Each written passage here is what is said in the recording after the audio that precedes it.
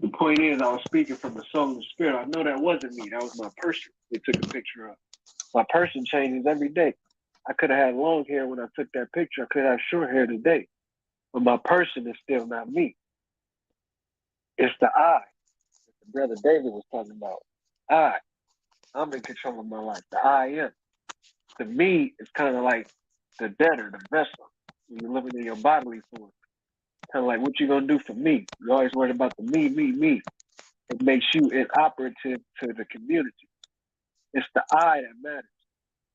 It's the I when you say, I took it upon myself to help you.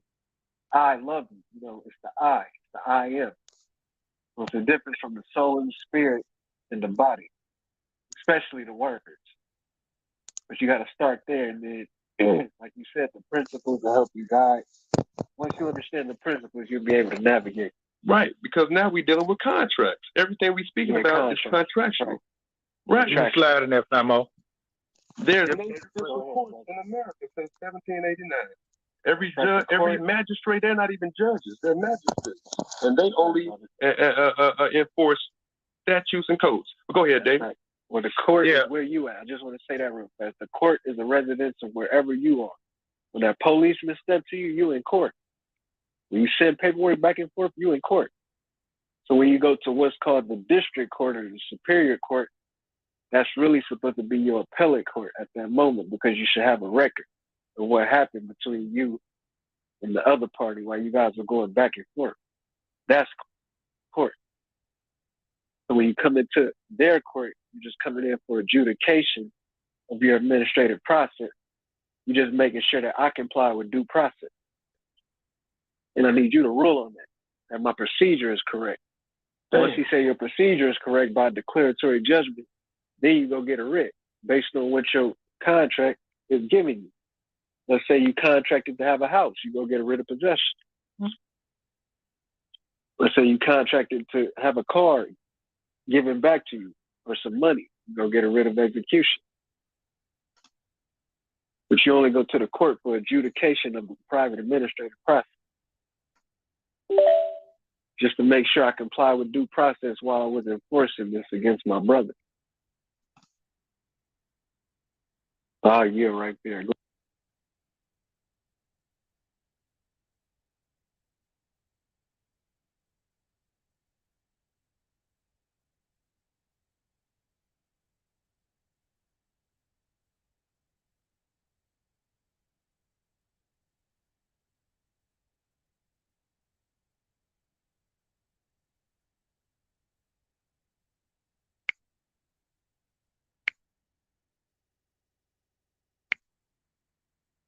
I'm talking to the I'm on the phone with one of the homeboys. He don't send me nice and Cottage or Stony or something.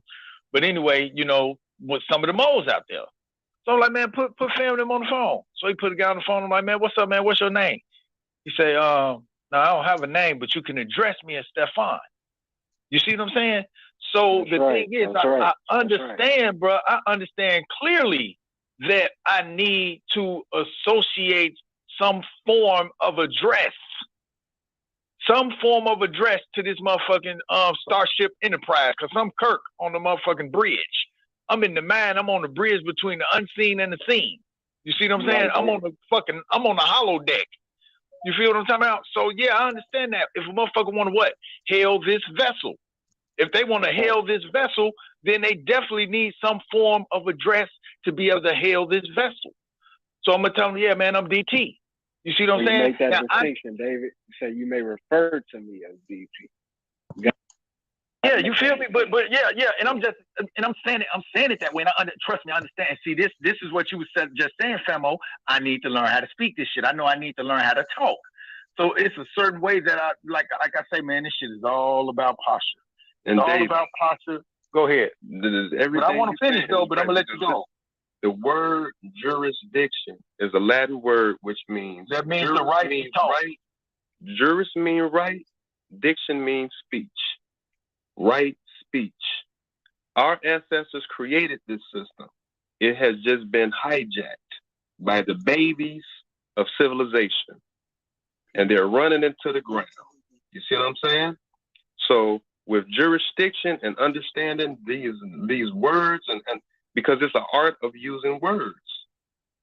In our culture, our ancestors, we had a language for each setting. The financial setting was French. The lawful setting was Latin. The poetic science setting was Aramaic and Arabic.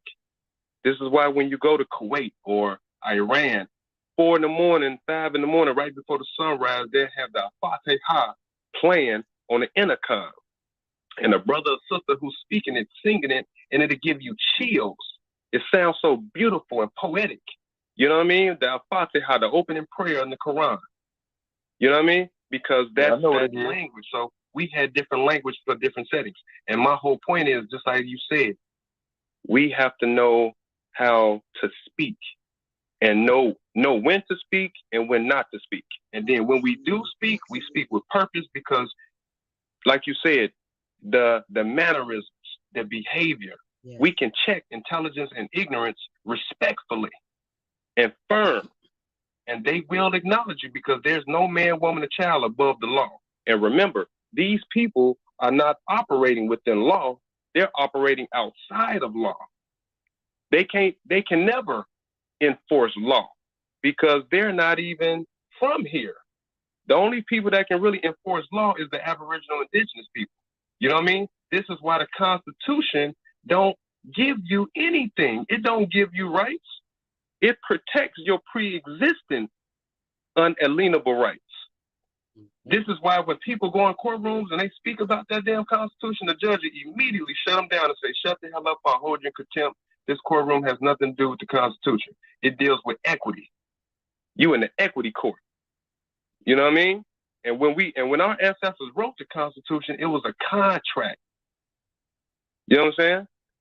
So they found a way to work outside of the Constitution due to the fact of contracts. It's the meeting of the minds. Because if me, you, and Max sit down at the table and we agree to some terms and some agreements on the paper, right?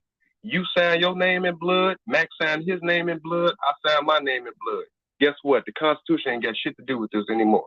It has nothing to do with anything. That contract that me, you, Mac have just signed our name on, that makes the law now. So now, if you or Mac do anything in contrary to those agreements or those terms on that contract, I can sue you or hold you in breach of contract. Now you can either be in prison or fined because you breached the contract. And especially if I had some hidden terms, like if the contract was an adhesion contract, hidden terms or disclosure that I had in the file cabinet that I didn't even present to you or Mac. And y'all don't know. You see what I'm saying? But that would be fraud. But if you don't know that, you can't contest it. Because like the judge told me, the universe can't speak for me or you. You know what I mean? So the only way you can contest it is if you know. But if you don't know, now a game is being played on you. Let me finish building on what I was saying. Like I say, I yielded to you because I want to allow you to, you know what I'm saying, get out and do what you do. You know how I'm mad. But the whole thing is, man, like when I look at everything you just said, Famo, I feel you because that's the basically at this point, you know what I'm saying? Like you said, you've been in since 98. I woke up in 98. Now I might not got into law in 98, but in 98, I knew clearly who I was. You feel what I'm saying? And I just knew that nobody could tell me nothing at that point. You see what I'm saying? I can do what I want to do. I ain't even got to worry about nothing. You know what I'm saying? That's just how I was rolling. It was working. You know what I'm saying? It was working real good. You know what I'm saying? Because I knew it and I didn't believe it. I didn't guess it. I didn't hope it. I didn't wish it. I didn't pray it. I knew it and I stood on it because I knew it. You know what I'm saying? I breathed it. So I am the law.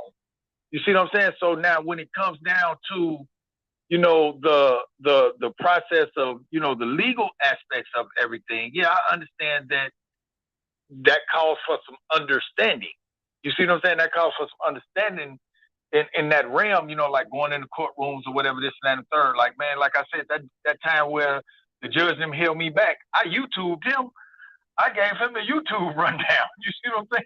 There's some stuff I got off YouTube and then went on ahead and looked up some documents and started reading. You see what I'm saying? I love when folks get references because now I can go read. You know, but that's how I came from up under that one right there. I'm talking about straight up YouTube and reading. You know, they bumped me down here. What did I do? I went to the law library, came dead from up under it.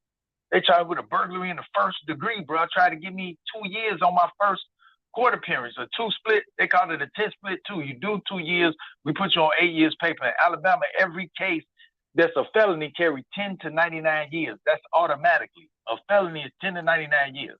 So they tried to give me that minimum 10, do 2, get out on 8 years paper.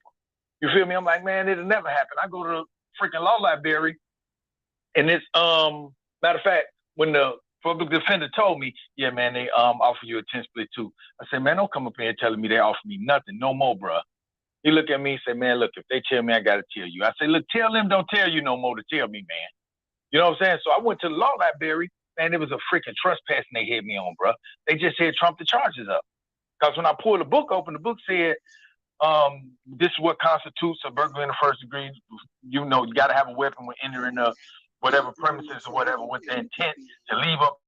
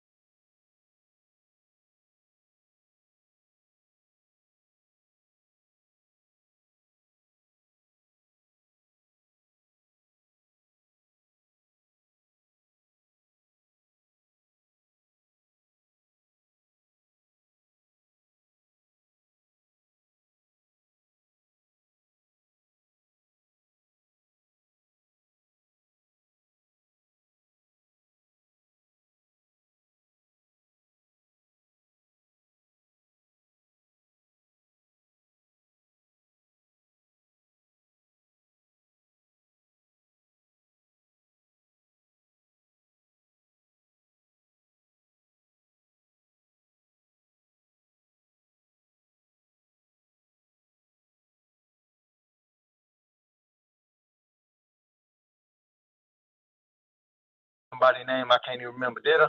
No, you only said yours, but you know that's a normal name. You know, it could be anybody, but from now on, yeah, go ahead. Yeah, okay. Well, anyway, you know, man, at the end of the day, man, like I say, I'm an open book. I ain't worried about really a whole lot of nothing. My thing is, I'm just trying to get to the point where, you know, I can deal with what I need to deal with to be most effective. Like that's the whole point. You know what I'm saying?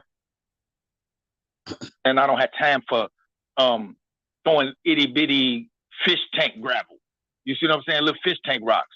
I'd rather hold the fish tank rocks I got and hold them together and try to get them together some type of way if I got to use cement or whatever. You feel me? Until I can get me something big that can deal with the blow I need to deal so that I can, you know, get what I'm trying to get. I ain't got time to just be, you feel what I'm saying? Like a lot of y'all, like Famo, as long as you've been doing this and as long as Mac been doing it, y'all done did the trial and error. You see what I'm saying? You done did the trial and error already. So I feel like by me trying to get it now for real, I should be able to get it way quicker and be way more potent because I got y'all. You see what I'm saying? It's still like Morpheus said, though. You got to go through that door. You got to be able to see it. Because you can have the best person type up your paperwork, or you can be, you know, you can be told everything to say in court, but you got to know the who, what, when, where, why, and how to be able to ask the right questions, to be able to pull, you know, if the shit comes up. You might get pulled over, just anything. Anything comes up at any time. But it's kind of like Morpheus said, though. Everything he said to Neo is the truth when it comes to this journey, whatever you call it. This shit is a journey. And see, that's the other part right there. Yeah.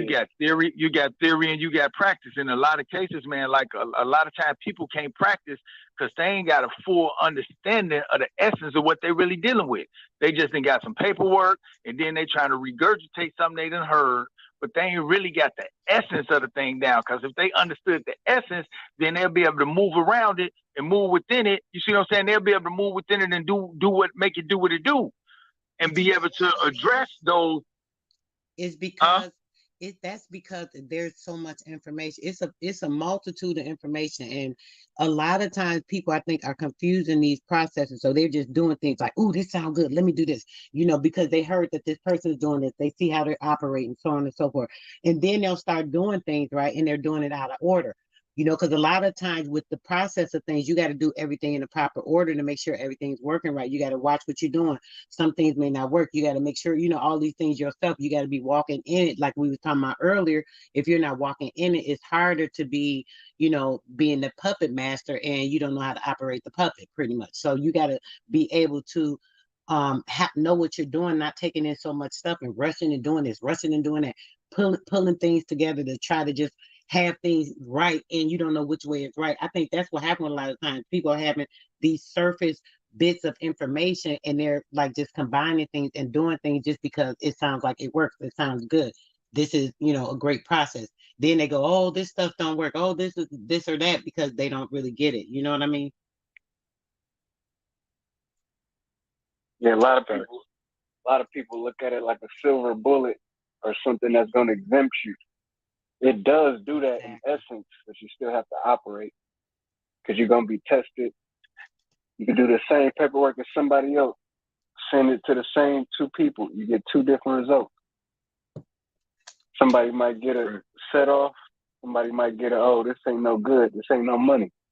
But that's just an offer. So you got to stand on what you did. Go ahead. Yeah, no, you're right. You're right. And see, I know things might sound good and it might get you, you know, charged up to just, but we got to understand that we doing battle with the dragon, and you have to be precise. You have to be absolute. And there is no fear when standing on the truth. Because see, one truth can destroy a mountain of lies. And that's all they based on, is you not knowing. Intelligence governs ignorance all of its days. So this require, because see, me and Mac, we can walk with you, but we can't walk it for you. You know what I mean? We can walk with you on the path, but we can't walk the path for you. And so with that being said, we still got work to do as individuals because they changed the game. I got Black Laws Dictionary from the 1st to the 6th edition. I seen how they changed the codes. You see what I'm saying? Once you get on to something, or once we start to wake up to things, they would change the shit when your ass is asleep. Absolutely. So if you're not on top of things, you won't even know what's going on because they done changed it so quick. So it's our duty and our responsibility. We can have these conversations, but the real thing, the nitty gritty of it, what are you doing after these conversations? You know what I mean? Are we just having good discussions and you're just getting, you know, information from us? Or are you really taking this stuff and going to sit down in the library? Because see, this is a sacrifice and it takes discipline. You know what I mean? You got to take emotions out of it. You have to have a certain level of discipline. And once you get that discipline, now you're able to cultivate and study and retain information because this is a lot for a person to digest, especially if they brand new to it. You know what I mean? That this shit can be overwhelming. But once you start to digest it and understand how to regurgitate it and stand on it, and once you see it work for you, now it gives you that layer of confidence and that layer of courage. Because in The Wizard of Oz, that's what the lion needed. The lion, first of all, he was not identifying with him true self. That's what Dorothy told him. Why you were out here barking like a dog when you the lion? You the king of the jungle. He wasn't even identifying with who he was. He was the lion. He was the king of the jungle, but he was barking like a dog, and he was scared of his own shadow. That's the Negro today. You see what I'm saying? They don't know who they are, and they lack the courage to stand on what's truth, and they lack the courage to die for something that's bigger than themselves. That's why he needed to go to the wizard to get courage. And that's what Mac was talking about, the Tin Man, the tax identification number. What was he going for? He was looking for what? A heart. Then you had the straw man, which was the scarecrow. What did he want to go see the wizard for? A brain to think. You see what I'm saying? And Dorothy was trying to get back home, but she possessed the power all along. That's why she had a wicked witch of the east. I mean, the wicked witch of the west, and she had the good witch of the east. The good witch was trying to send her home. The wicked witch was trying to keep her in illusion. So that story was a metaphysical story letting you know that we dealing with the wizards of ounces of gold, because they had to follow the yellow brick road to get to the wizard. The yellow brick road was made of gold. So we dealing with the wizards of the ounces of gold, dealing with the financial system, and we dealing with magic. And Famo. Because when you're dealing with the witches, they deal with magic, and all the kings used to consult the witch.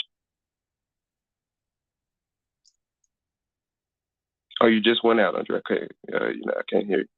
No, I was gonna say, can y'all hear me? I was gonna say on that, and with that Emerald City, I gotta say this. In Bogota, though, Canada, I mentioned this a couple of times. That's where the Emerald Trade Center is. Are you familiar with that? No. Okay, Bogota, I said Canada. Bogota, Colombia is where the Emerald Trade Center is, right? It's where the United States Embassy is. It's where the World Trade Center is. And it's where the first Jesus Church was created by the Jesuits in 1611, where everything was created and formulated right in the heart of the city. So that Emerald City is actually talking about that story, because that's where everything was created. The trade center, doing everything. They were taking over the emerald trade all over the world, all of that stuff. And that plays into that story as well. I just wanted to mention that. Okay, I'm gonna look that up too, sister. And then you can look at it like this too, right? Because Dorothy, she went from Kansas, black and white, because the original was black and white until she went to the land of Oz, and everything was in spiritual colors and spiritual illumination now. But that black and white denotes the basic or the original jurisdiction, because she lived on a farm with Aunt Em. So that means they were self-sufficient. They grew their own food. They had their own everything until the wife of the banker came and tried to take the farm, because she didn't like Toto, or Toto bit her, or whatever the case is. You know what I'm saying? So she went from Kansas, which was the land of the living, or like we operate now, because you have the state of Kansas, and then you have a Kansas state. So the state of denotes the corporation. Kansas state denotes the original jurisdiction that the corporation have just set up on. This is why you go into any court, it'll say the state of Illinois incorporated in 1818. You know what I'm saying? So there, and then you'll see the seal. But David, that's all I would say, brother. Like, we most definitely here to help, but at the same time, you most definitely got to do some work, outside of everything. You know what I mean? I just advocate everybody study, because because listen to this. It's one thing to hear it, but it's another thing to put it into action, because you'll get a totally different feeling and you'll get a totally different experience from it once you actually put it into action. You know what I'm saying? It'll do something to you. Yeah, Samo, you already know what's up, man. Look, bro, I don't play like that for real. You know what I'm saying? Like, I'm just, man, like, I'm so chill right now. I listened to everything y'all said, you know what I'm saying? Like, honestly, like, without really a full script, like a full understanding, I still be demonstrating. You know what I'm saying? Pigs pull me over, whatever I do, what I want to do for real in a lot of cases, bro. Like, I ain't got no problem with the police because I ain't done nothing. You know what I'm saying? A lot of time, man, I just don't. You know what I'm saying? It's I already know, like, this the whole point. This is what I was saying before you came in here, bro. I already know that I'm going to get to the other side from where I'm at right now. You see what I'm saying? So I know I'm going to get my breakthrough when it comes. It's going to be beautiful. It's been long. It's long overdue. It's on the way, bro. You feel what I'm saying? Like, man, I'm not really, you know what I'm saying? I don't need nobody for no shield for real. I know what type of man I am. I'm just saying it get to the level where, with this information, man, I don't even really need nobody to just do no whole lot for me, man. Just point me in the right direction. I feel like that happened tonight. For the first time in a long time, I feel like I actually got something substantial that I can, you know what I'm saying, put some research into without feeling like, man, it's just another one. And you know what I'm saying? Like all these different spin moves, bro. It's too much of it. It's too much of it. I done went through it already. And a lot of times that's why I had leaned back, because it's just like, man, you get so many different, you know what I'm saying? I'm gonna call it factions. You get so many different factions, caucuses or whatever, so many different, all this information from different sides. Oh, you can't do that. You need to do this. No, don't do that because of blah, blah, blah, blah. And I get caught up to that. Then what I do, I just back up from everything. I just back up from it all because I'm like, man, look, I'm not finna spin my wheels, and I got children, bro. I got children. What I'm doing for my family. You see what I'm saying? And generations to come. I'm not out here just for self. This ain't even really about me. You feel what I'm saying? But it got to come through me. I understand that. You know what I'm saying? So the thing is, man, I ain't got time to be playing with my wife's life. I ain't got time to be playing with my children's life. You know what I'm saying? I ain't got time to be playing with nobody's life, bro, that's up, you know what I'm saying, that's with me. You feel me? It ain't none of that. This shit is sincere. This is some for real shit. You know what I'm saying? I got to make this shit happen. It's not about, you know what I'm saying? Trust me, I'm good right now. Like I say, y'all done, yeah, I'm good. May I? Of course, sis. What's going on? Let's get it. I was just listening to your brother David. I had fell off to sleep. I apologize, but I woke up right on that cue. But I have to tell you, brother, I understand. I overstand.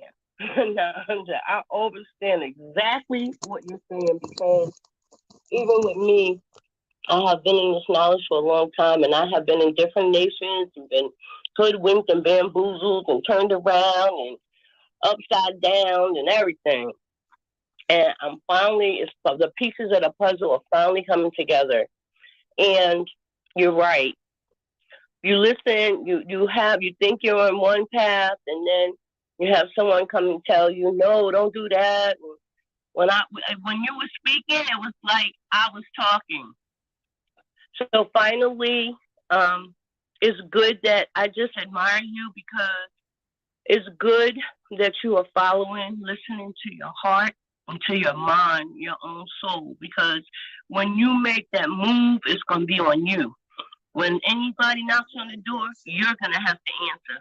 So you're going to need to make sure that it's that's in your being, like you so you can stand on it, you can respond to it, or whatever the case may be.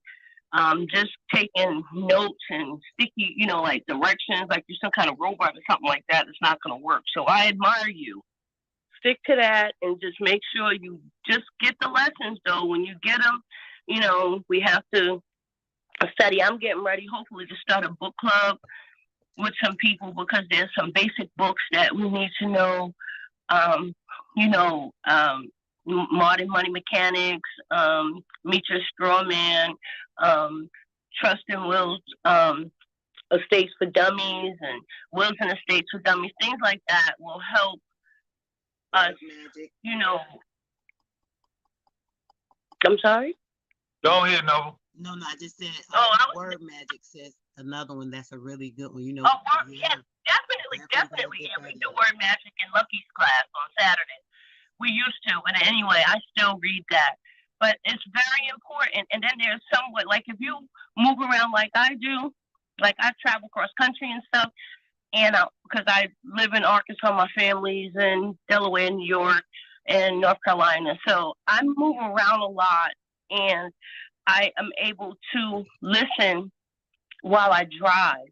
So what's helpful for me sometimes is if you do Speechify, or one of those word to, like it's it'll read it to you or read the book to you.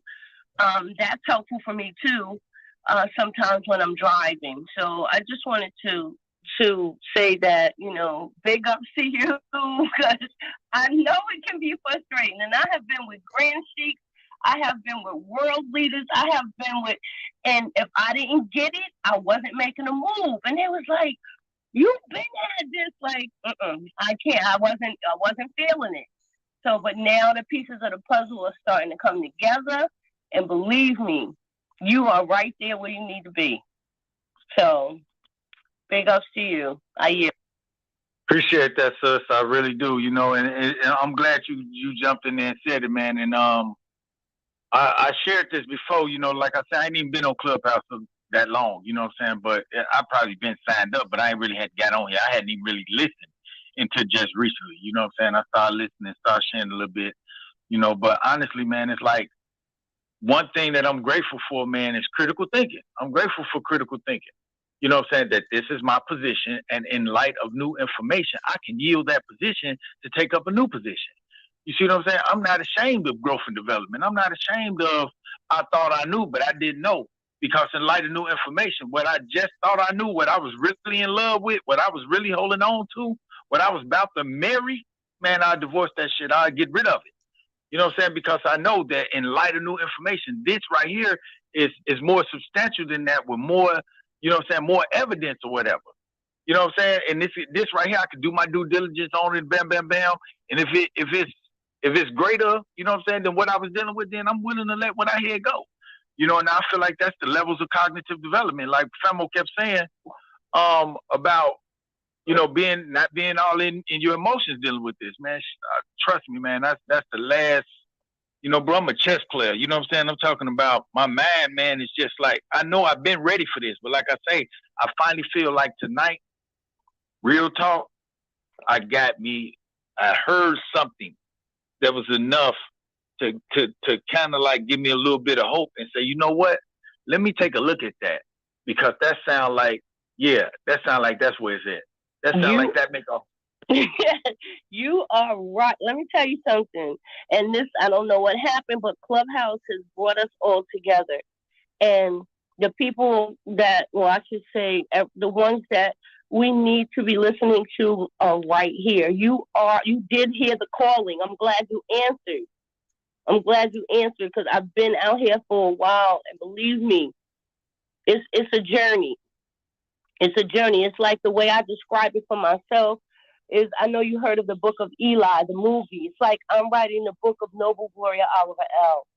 And I have some chapters in my book that are like, whoa, like, but I'm here now. And you do hear, you definitely are hearing what you need to hear for you to move forward. I'm just so happy to hear that you're here, because it's confirmation for me too. You know what I'm saying? Because the same thing happened for me. Yeah, based off of your name, I'm sure you just like you say, you done been with Grand Sheiks and everything. So you know how the Circle 7 say that man is like a flower. He unfolds. Man's God today is not his God tomorrow or whatever. You know what I'm saying? So as man travels, man is truth and falsehood strangely mixed, and as he goes forward, falsehood falls and man remains his truth. You feel what I'm saying? Right. So the thing is, I've been and I'm not ashamed of that. You see what I'm saying? Like a lot of people find shame in that because people think they being flip-floppers. You feel what I'm saying? But me, man, I went from. Go ahead, sis. I just wanted to say this because I'm running out the door at the same time, so I won't be able to speak for a second. But I want to say. Oh man, you must be in the matrix. We can't hear you. I have had good friends walk into the depository trust company doing transactions and never walk.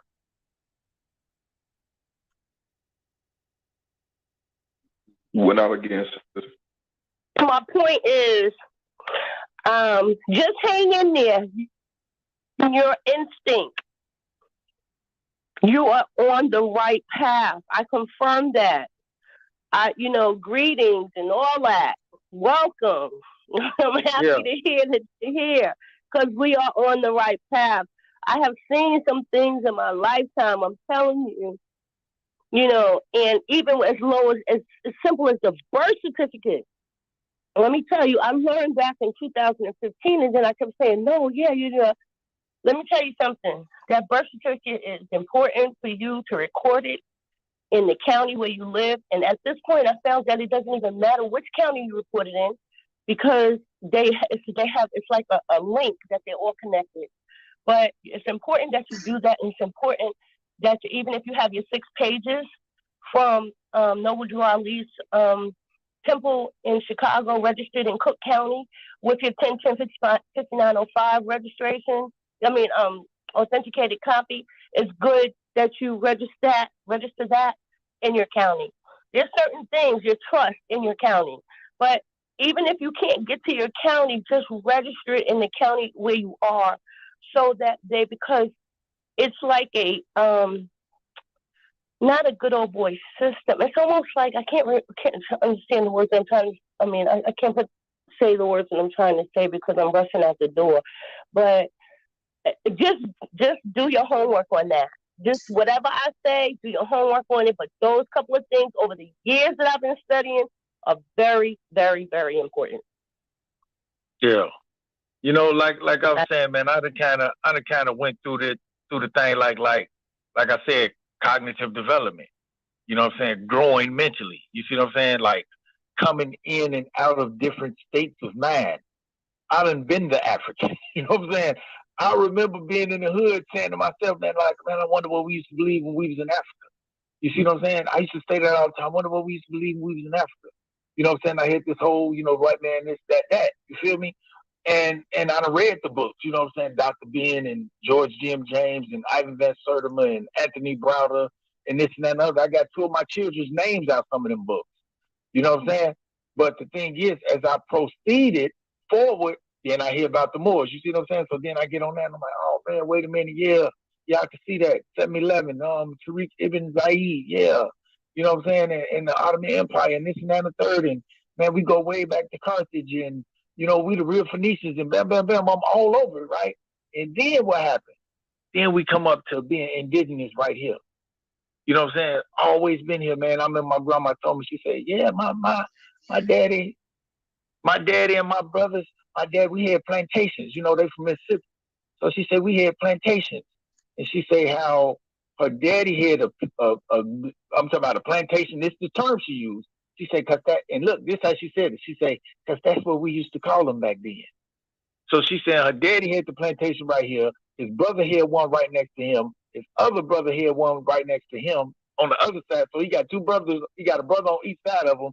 Then he got brothers across the road with plantations, 2 or 3 on that side. And this is all my family land. So she used the word plantation. And it was real clear then, man. Plantation just means where you plant something. You see what I'm saying? So we was doing. So look, we was doing commerce. It's where you plant libation. Planting the life of the land. Plantation is the planting of libation. Mm-hmm.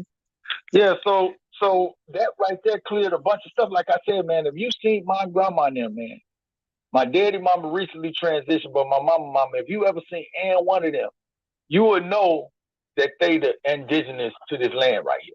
You would know they ain't came from nowhere else. They don't, you know what I'm saying? They ain't came from nowhere else. You know what I'm saying? And I know it. And I done did the, you know what I'm saying, a lot of the census records and stuff like that. And, I still got some more work to do on that, you know what I'm saying, to like draw it out. Cause guess what, man? At the end of the day, I was listening to this book about, and I'm glad Mac here said it.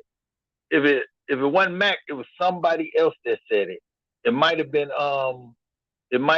Freight. But if it wasn't him, then somebody else said it and asked a question for him. But the thing was about your family office.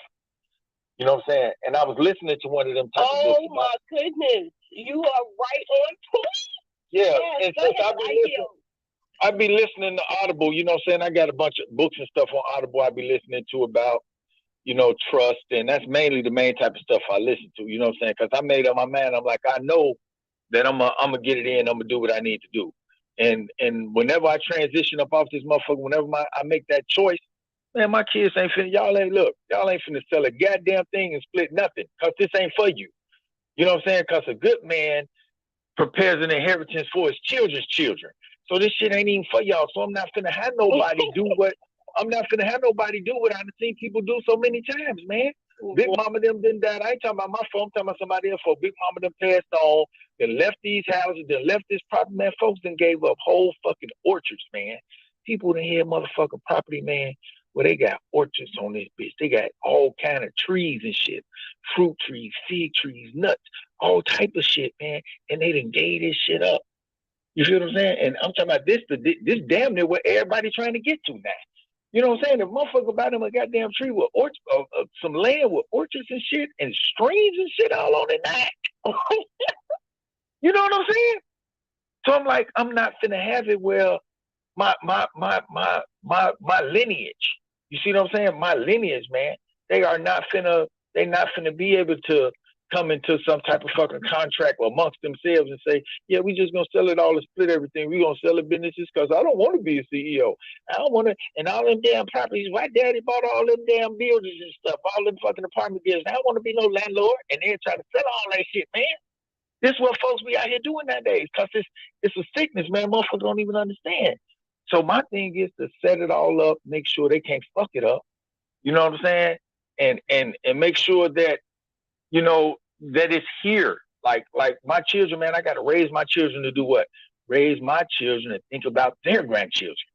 You know what I'm saying? Or better yet, even their great-grandchildren. Look, or just their grandchildren, that's enough. Because if I raise them to think about their grandchildren and they raise their children to think about their grandchildren, then I feel like we can stay ahead of the game because they got the little saying called shirt sleeves to shirt sleeves, clogs to clogs, rice patties to rice patties. You know what I'm saying? The first generation working in the rice field, and then they, through hard work, amass a small fortune, put their kids through school, shit like that. Then those children, that generation, they the ones get to live in nice ass homes, mansions, and all of that, and then they kids spoil to death. They kids are spoiled to death. The grandchildren are the rice paddy people. The grandchildren get spoiled to death, and then by the time the fourth generation come around, shit, the great grandkids of them people, they ass is back struggling again. Yeah. You see what I'm saying? They back struggling again. Yes. So that's the whole thing. Like, go ahead. Let me just say this, and I'm gonna yield. When you were speaking that out your mouth and the things that you wanted, that right there, the way I did it was I spoke it out my mouth onto an audio, and then I did it to text. Like I put that in my will, in my trust. Those things you want, you speak them. That's your will. That's right there. Even though you might have a template or some kind of, a layout or whatever, but those words that you speaking out your mouth that you wish for your children, you're saying this is not about to happen to this one or that one. You're speaking and you put it into your will. That's real talk. That's real language. That's your will to be done. I like that. I like that. You know what I mean? And like I know I get stuff about it, man. Because shit is like, like I done looked at a couple of rooms yesterday. I was just trying to doing some of the topics. I ain't going none you know what I'm saying? But the topics was like some of them topics on some real shit. I'm like, wow. You know what I'm saying? It's like why come your family like don't want to roll with it or something? Some shit they were saying like that or whatever. That'd be the struggle sometimes. People like I got cousins in different states and stuff, and we be talking and, you know what I'm saying, this and that and the other, and, people passing, people older and people are passing. I'm like, man, cuz we becoming the elders, willingly or unwillingly. You see what I'm saying? Because the elders is transitioning, nigga, back into the stars, and we working our way up the procession, you know what I'm saying, to go ahead and ascend again, too. So they didn't ascend it, and now it's going to be our time. So it's like, what the fuck are we really trying to build? Like, what is, like when Famo was saying about, the average Negro being afraid to die for something real, man. Look, man, I adore being able to fucking die for something real. Because it's all worth it then. You know what I'm saying, man? Motherfucker ain't scared to die. Motherfucker scared to die for some petty shit. That's what it really boiled down to. Motherfucker scared to die for some goddamn, what you call that shit, a rebel without a cause, goofball ass shit. You know what I'm saying? Ain't nobody trying to be on no motherfucking straight goof. And you out here trying to sell some dope or some, you know what I'm saying? Like Nino told you money, man. We ain't going out like such and such them in the hallway over a fucking dime bag. Right. Ain't nobody trying to die like that, man. And ain't nobody trying to die just for no fucking money. Money is not the grand object. That's you know right. What I'm saying?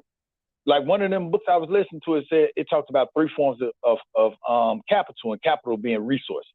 You know what I'm saying? One form of capital is human capital, intellectual capital, and then financial capital. And, you know, like we had been talking about already, the human capital are these fucking bodies. So I'm telling my daughter today, you know what I'm saying? I passed my plate to my other little daughter. We sitting at the dinner table. My daughter then took my phone, and she then took the goddamn little watch I got on, the one that keep up with your heart rate and all that. She's like, give me your watch too, Dad. I'm like, damn, you want everything. So I give it to her. You know what I'm saying? No electronic devices at the table whatsoever, not even a watch. You got to take the shit off. So I give it to her, and then we get through eating, and my little baby, the 3-year-old, I say, here, baby, take Daddy's plate to the kitchen. So she grabbed the plate, and my daughter said, Dad, maybe you should take your own plate to the kitchen because you the one that ate off of it. You know, so I'm like, yeah, I hear you. I understand that. But do you think it's wrong for your sister to take my plate to the kitchen? She said, no, but, you know, you eat off your plate, so you should take. That's what Mom always tells me. You know what I'm saying? I told my daughter one day, I said, man, look, one day you're going to have a husband. And I don't want you to think that it's a bad thing for you or your children to fix his plate or take his plate to the kitchen or for you to cook for him or this and that and other. Because I don't want my sister to be I don't want my daughter, to be contentious with a husband. Don't be a fucking contender always trying to fight something with a husband. You feel what I'm saying? So I'm talking to her about that. And I even told her, like, you know, you're going to have a responsibility to cook for your family. You know what I'm saying? Because it's going to be your job to make sure that they live long lives. So you got to make sure that you feed them the best of foods so that they can live long. You can't be giving them a whole bunch of sugar and candy and noodles and, you know what I'm saying, French fries and all that starch and this and that and the third. And I'm just going in on that with her. You know, she's like, yeah, Dad, you're right. I'm going to give them vegetables. They're going to be really healthy. You know what I'm saying? And I'm like, listen, yeah. She's the scientist. She is definitely the scientist in the lab. But all vegetables, she needs to learn too that all vegetables and all fruits and vegetables are not good for you either. So no doubt, we got to keep. We're gonna get on. That's what she say all day. I'm a scientist. You know what I'm saying? She got the Ada Twist kid scientist. She got the lab coat. I'm talking about we around here doing science projects. You know, like one day she just posed a whole bunch of scientific questions to me. Dad, how do bees get pollen? No, she said nectar. And then I went and looked up pollen, but she said nectar. So then I had to get on the nectar as well, you know what I'm saying? But it was tripped out. Like, it was some shit I didn't even know. Bees flying to a flower and electrostatic or whatever draws the pollen onto their body. Yes, they know. We all are, you know, for us to get this education and train our brain so that we could work for the system or whatever the case may be. We are those things right in our own homes. Like, even with my daughter, I'm into science and math, and my daughter as well. And she graduated, the first female to graduate from Lincoln University with a double science major in the history of Lincoln. And I said to her, I said, you know, you guys, she used to want to be a pediatric surgeon since she was a little girl. And I made her realize that if you're a pediatric surgeon, unless you're going to be wealthy, and now we know that we are wealthy, but unless you're going to be a wealthy person and have a hospital, you are going to have to be under the jurisdiction of a boss or somebody telling you that you can work here, you can't work here. But if you was to do your PhD, your MD, and become, you know, you want the title of doctor because we need doctors. But then you could have your own building, no matter where you want it on the planet, whether they have insurance or they don't have insurance under the state requirements. You live privately, then you can have people come in, don't have insurance, whether they have insurance or not. If you want to help them, that's up to you. But if you do it the other way, you know, as a pediatric surgeon, and not saying that you can't be a pediatric surgeon, that we need hospitals because she's part Nigerian. And so, you know, she got land over there and stuff. You just need to know who you are. I am that I am. You know what I mean? And that's the most important part. Not, you know, because the system, man, they got us, man. And you know what, sister? Up. I'm glad you said that. And I'm glad you said what you just said, because honestly, like my daughter right now, right? And the thing is, I realized that actually, you know, like I told my wife, I say, well, shit, we ain't really finna get nothing out of it other than the memory. So I guess we'll pay for the memory. You know what I'm saying? She'll like it or whatever, but she's in the ballet class. You know what I'm saying? So I'm like, man, what the fuck we paying for ballet? We need to be paying for a goddamn martial arts class. You know what I'm saying? Because I'm telling my wife, I'm like, man, we got to get these children planet ready. They need to know how to motherfucking swim in the ocean, climb a mountain if they fucking need to. You know what I'm saying? Build a goddamn habitat out in the wheels like Bear Grylls, goddamn. You feel what I'm saying? They need to be able to defend themselves. They need to be able to know which trees are where and, you know, basically which wildlife is out there based off looking at trees and plants and which insects are around based off looking at trees and plants because of the ecosystem or whatever. So I'm telling my wife stuff like this all the time. Like, man, these children need to know martial arts, man. They do. Because girls are way nastier than little boys. I ain't going to even lie to you. Girls are, they horrible. Yeah. Come down to girl on girl crime, man, I'm talking about. Girls are horrible. You know what I'm saying? And there's a lot of survival techniques that we have to instill into our children, even if our children are instilling it into their grandchildren. Try to play a part in that too, because the beautiful thing to go ahead. I'm sorry. I was gonna say, hold on, guys, real quick. Pamela's been up here for a minute, and Mozak. Oh, I wanted to see if you guys had anything y'all wanted to say, or real quick before the conversation goes on, because I see you guys been up there for a minute. Mozak, go ahead, brother. Mosaic. Oh, it's Mosaic. Yeah. I'm sorry. Thank you. Nah, I'm big chilling. I'm big chilling. Y'all good. Peace and love.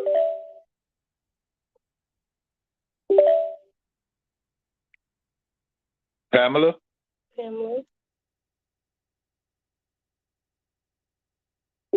Okay, well, I'm sure she'll ping in when she's ready. I just wanted to say this one thing. It was very important. It's very important for us to instill survival techniques into our children, so that they're voyagers. They're going to be on a path in their life, and we may not be around. And so, swimming, is important for me. That I taught my children and the community. I had talent groups and all kinds of stuff. Those things were important. Martial arts was important. Rap sessions, even conversating, getting, like, I would get, like, some of the girls, like, mostly it was my daughter's friends or my son's friends, groups of them around. If it was the girls' night, whether teaching them how to, pamper themselves or, do, make sure that their nails were done and toes were done. We did hair, braiding and bringing out whatever skills they had, teaching them how to braid and different things like that. These are all survival techniques that they will be able to put food on the table as they, move through life. The boys even sitting and having the men come in and sit and rap with them, having talent shows and stuff with them, competing with dancing and all of that stuff. My daughter went to dance school, to ballet, tap, all of those things. Did performances on stage at the colleges and all kinds of stuff like that with Gloria Eve. Had the, Albanelli dancers come in and perform, and different things like that. So all of that stuff is relevant, and all the things that we're learning now, civics, law and stuff like that, because right now with my grandchildren, I'm trying to create games and different things like that, because if they could learn key points from the different laws, equity law, from equity, I got a lot of racing thoughts right now, but there's a lot of things that we can do to help the next generation so that they won't have to go through what we're going through at our age, asking these questions. They'll already know. It'll be a part of them. Even though if we have to send them to a school and we're not homeschooling them, we'll make sure that they get it on the other end. Sometimes you're like, some parents be like, oh, those are their kids. You raised those kids, you had those children, you raised them. My mom was like that, but we taught ourselves. We went to Hofstra University and we did African dance, and we had, took courses and stuff like that.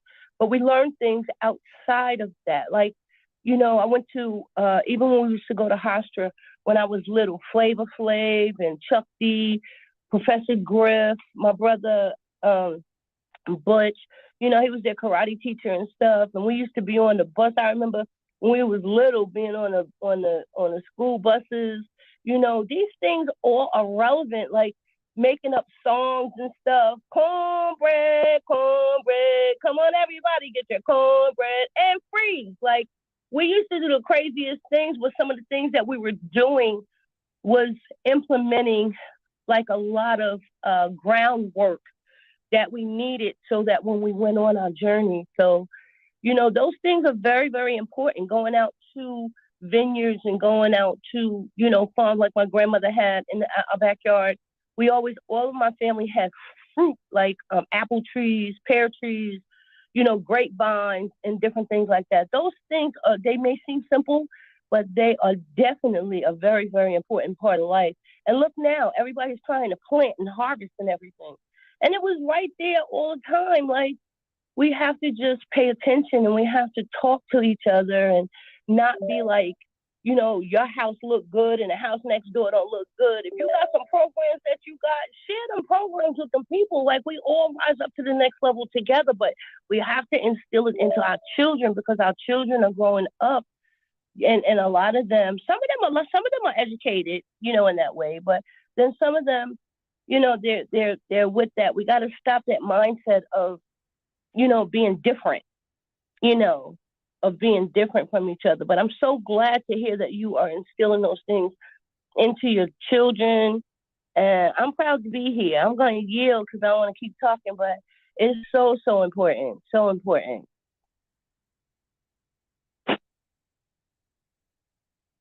You know, okay, go ahead, Pam. Oh, yes, Pamela. We were saying if you had something to say because me and David was going on in the conversation. Oh, I was just listening. But thank you, guys. You're welcome. Go ahead, David. What were you saying? I apologize. No, I was just saying that, you know, man, it'd be a whole bunch of stuff on my mind, and that's why, honestly, like, that's another story. But you know, like, I was like a lot of stuff, man. Like, I was watching this one YouTube, man, right? It was, you know how they put the TikToks on YouTube now, like a YouTube short. But it's a dude up on the roof and he's cleaning the roof. He wasn't changing the shingles. Looked like he was cleaning them. Like he had put something on them to clean them and make them look better, whatever. And he was saying, like, you looking for wealth, your wealth is right.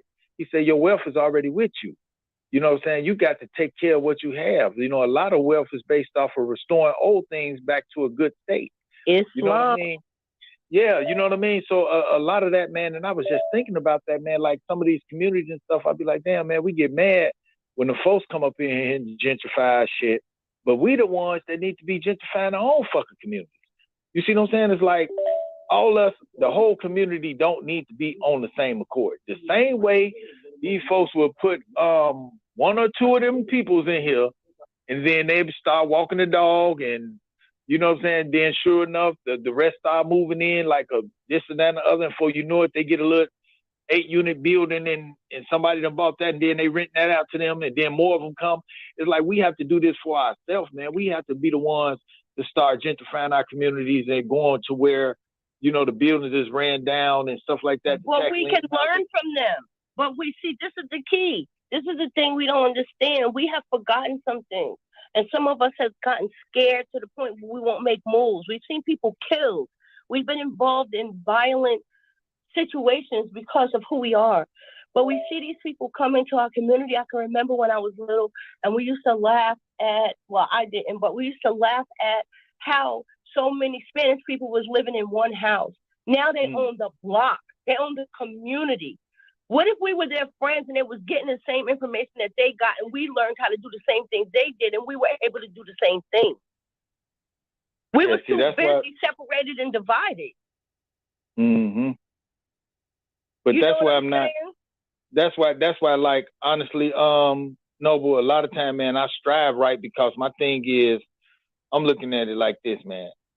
If I don't do nothing else, and I ain't gonna say that shit because I need to do a lot, but you know what I'm saying? Like, there's no one important thing for me. All this shit important, you know. But honestly, man, it's like I got to be open-minded.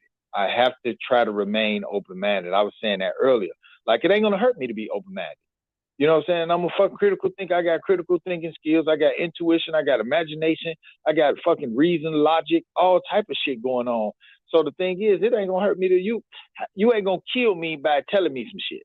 You see what I'm saying? Now it's up to me. I'm responsible for everything I hear. So it's up to me to do with what I hear. You know what I'm saying? It's up to me what I do with that shit. You know, because like I was saying, you information gonna do what? It's gonna get information, and it's gonna paint a picture in your mind. And that picture, what you're gonna base your belief system off. The belief is what? Whether that shit is true or whether it's false. You know what I'm saying? And that's what you're gonna act on. And your actions gonna become habits, and your habits gonna become your character. And character is like a mark made on an object or whatever. It's like a needle to a groove. Character is a mark left by a chisel. That's what the etymology say. It's like a mark made by a chisel. You know what I'm saying? And your character is gonna determine your destination, your destiny, where you going in life. Yes, you know, where you going in life ain't based off of your intent, it's based off of your direction.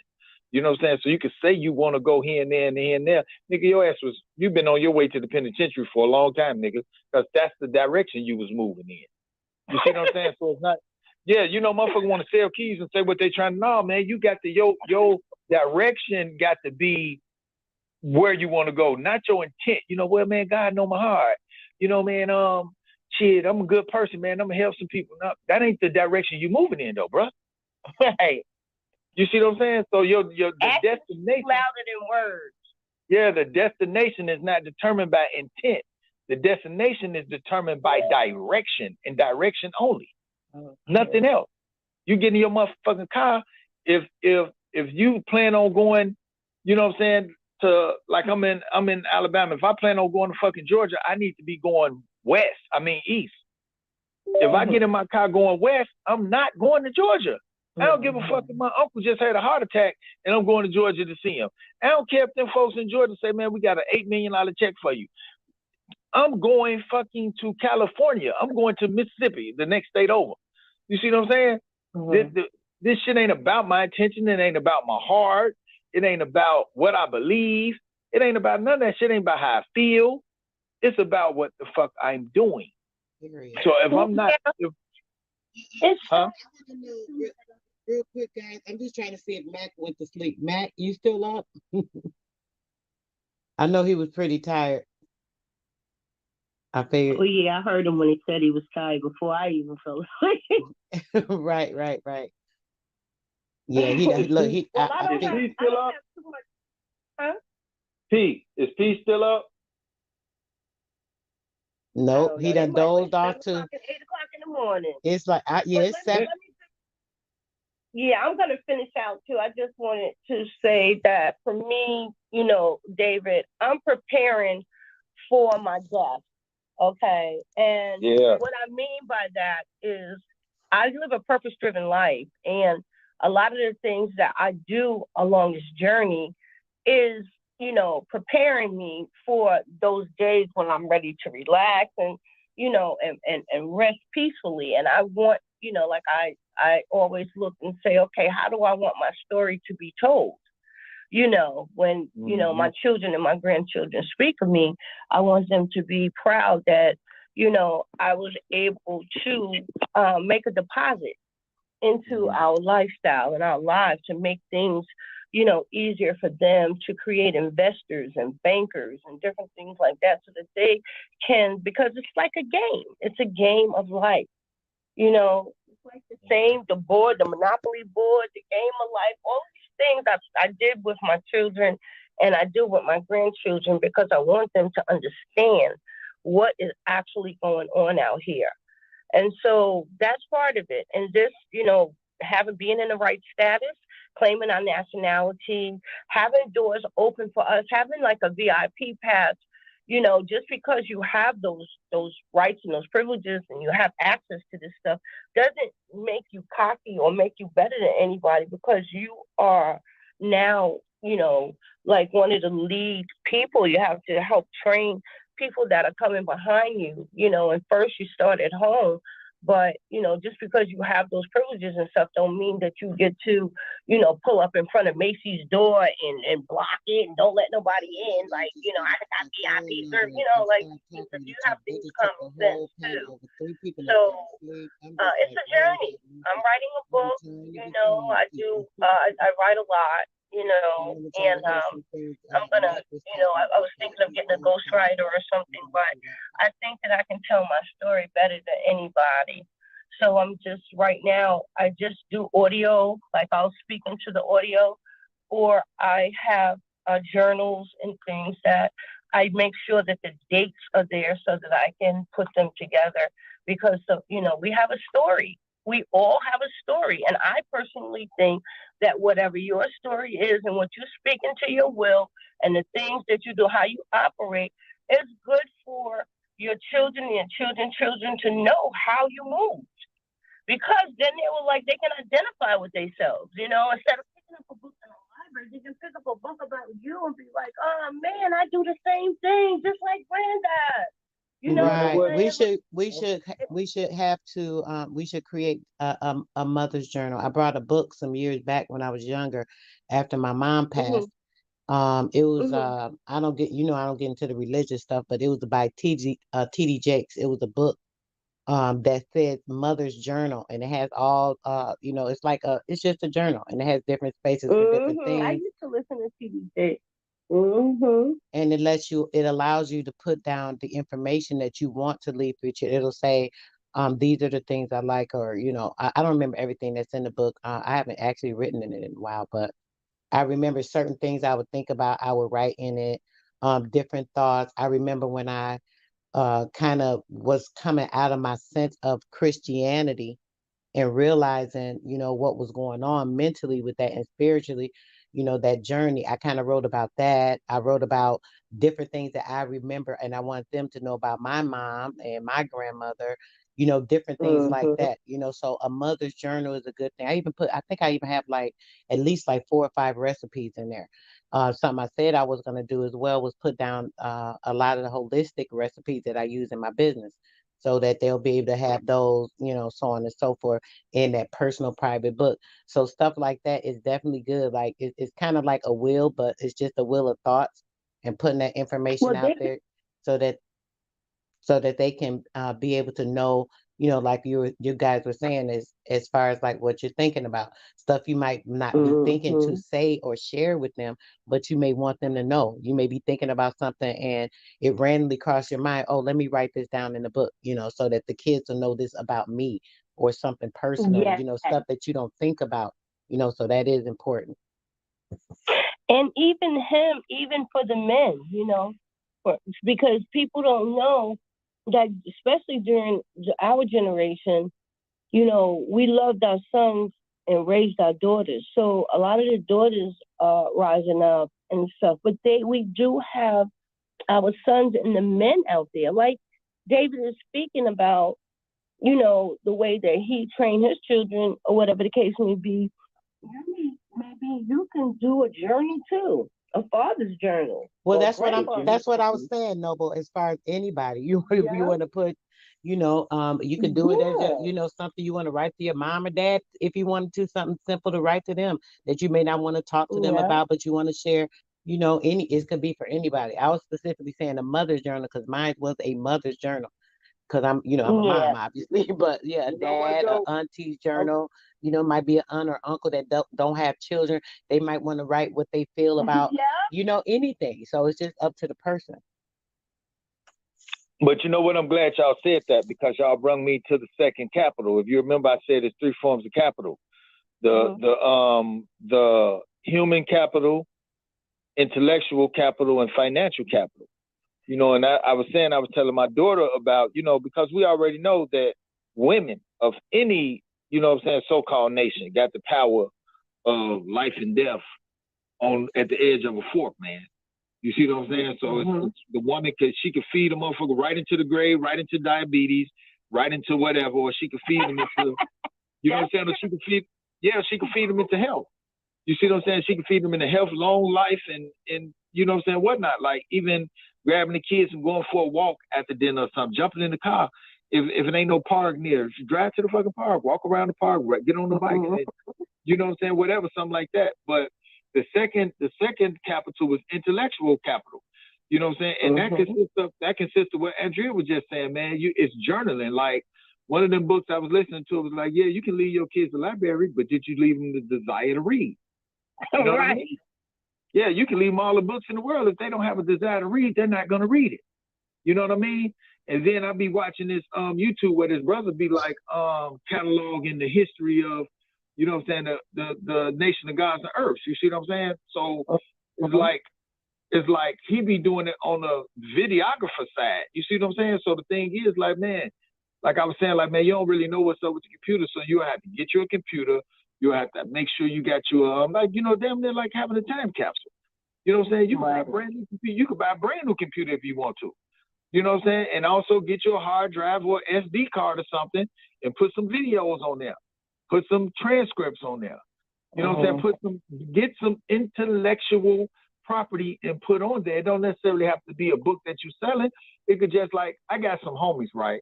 That's the ascended, right? But now dig the move.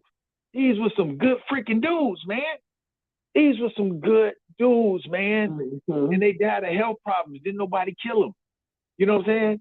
Didn't nobody kill them in the street. You feel me? They died of health complications, man. And you know what I do? I tell my children about them. I tell my children, like, here, come here, let me tell you about such and such. You know what I mean? I remember one time, you know, this is how we grew up. We were small like this. We used to run down the street together. We did this together. And he was this type of person, or she was this type of person. You know, and I got that from watching that movie Coco with my daughter. You know what I'm saying? About the little Mexican Day of the Dead. The Mexican Day of the Dead. And, you know, the dead was on one side. It was like they was basically like on the other side, you know, like the spirit world. But it was like a whole world and society and that, this, that, and the third. But now here was the hit. If the people in the real world forgot about you, then you would die in the spirit world. You would die final death. It was the memory. What is this called? It's called Coco, man. C-O-C-O. But Coco. It was the memories. Yes, it's an animation. But look, it was the memories of the living that kept the dead alive. Isn't it something? Because we have to do that. Yeah. So it was an old lady. It was like the grandma, the oldest member of the family. She used to always just say, Coco, Coco. You know what I'm saying? But they were trying to wonder, like, who the hell is Coco? But that, I think that it come to find out that's what her father used to call her. You see what I'm saying? So it was some stuff where she could remember her father, but the rest of the family had forgot about him, and you know what I'm saying, this and that and the other. And one of her daughters was like really mad at him or something like that. And like they got on the Day of the Dead, they got to put your picture up on the like the shrine. You know, they got the candles up there, they got the flowers, and they got the pictures of the dead up there. You know, and if your picture ain't up there, then you can't cross over from the realm of the dead. You can't cross over.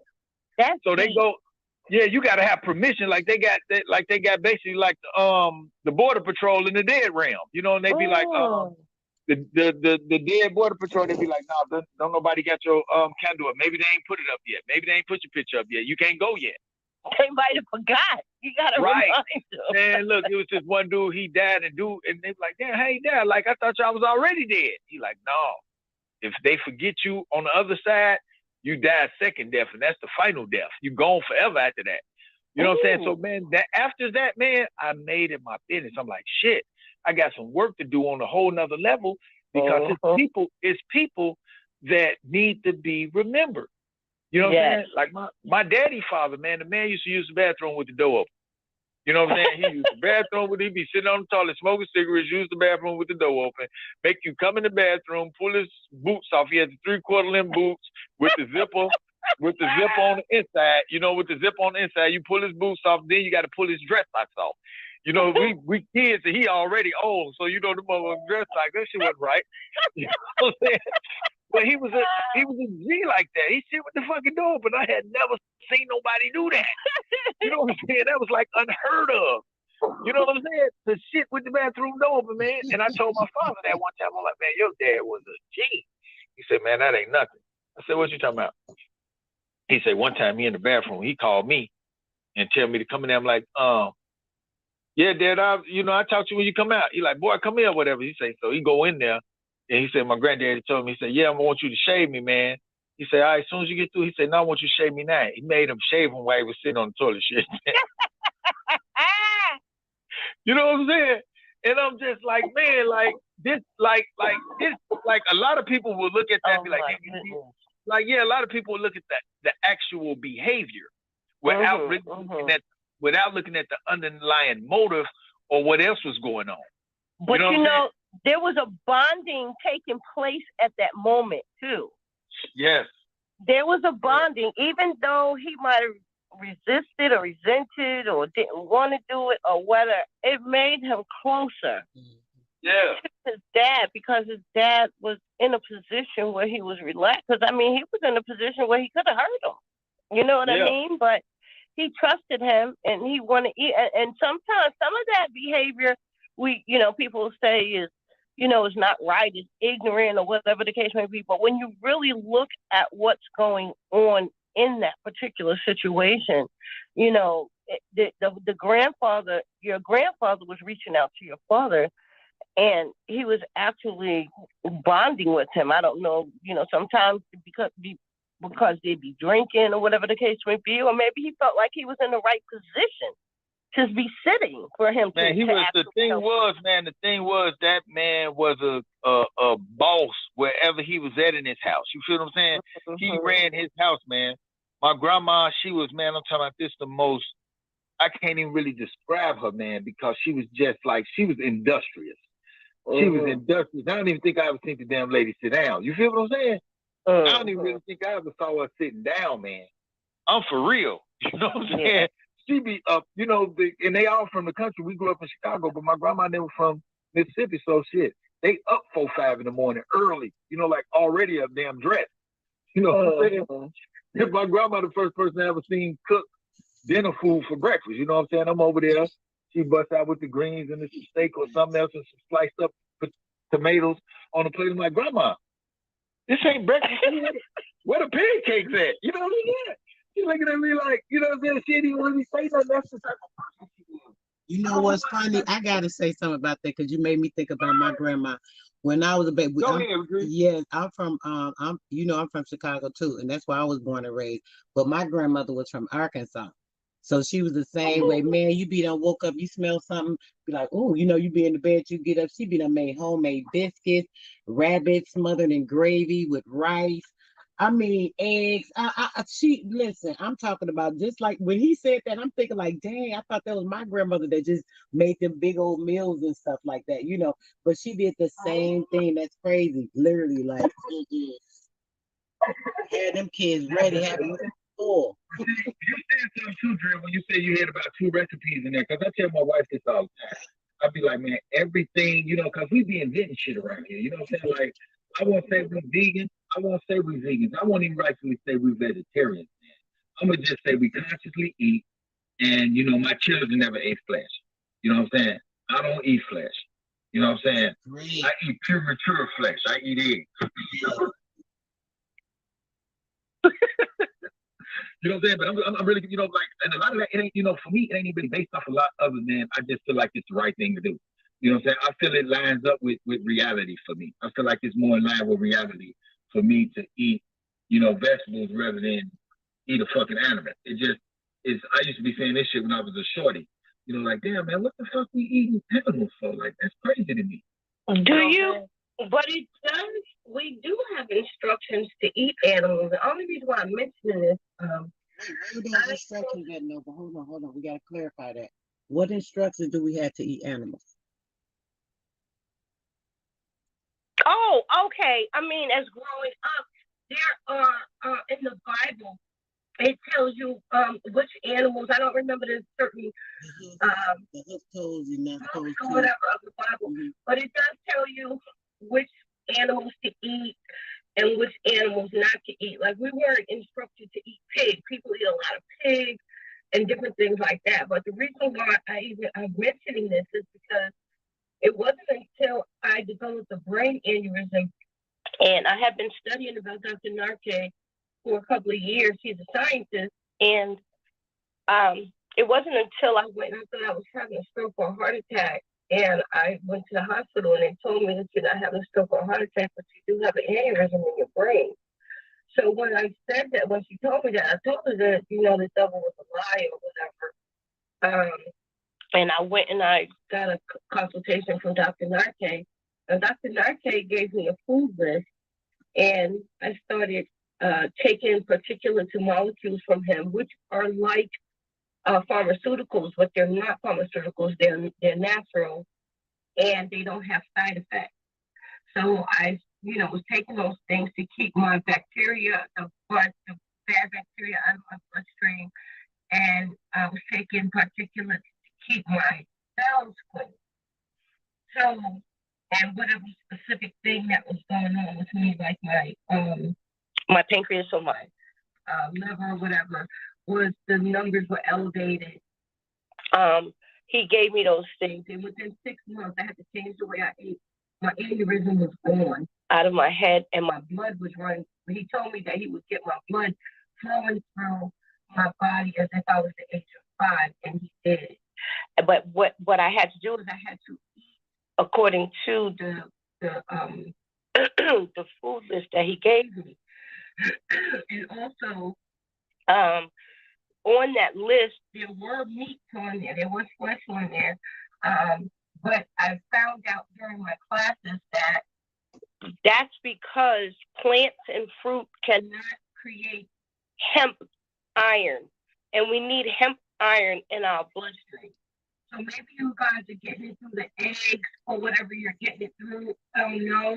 But I do know that we need hemp iron because vegans, vegetarians, they all get sick. Even with Dr. Sabi, he knew Dr. Sabi, and he said that his biggest problem with Dr. Sabi was that his respiratory, you know, he had a problem with his respiratory, and Dr. Sabi told him that he could eat just a little, you know, flesh, as you would call it.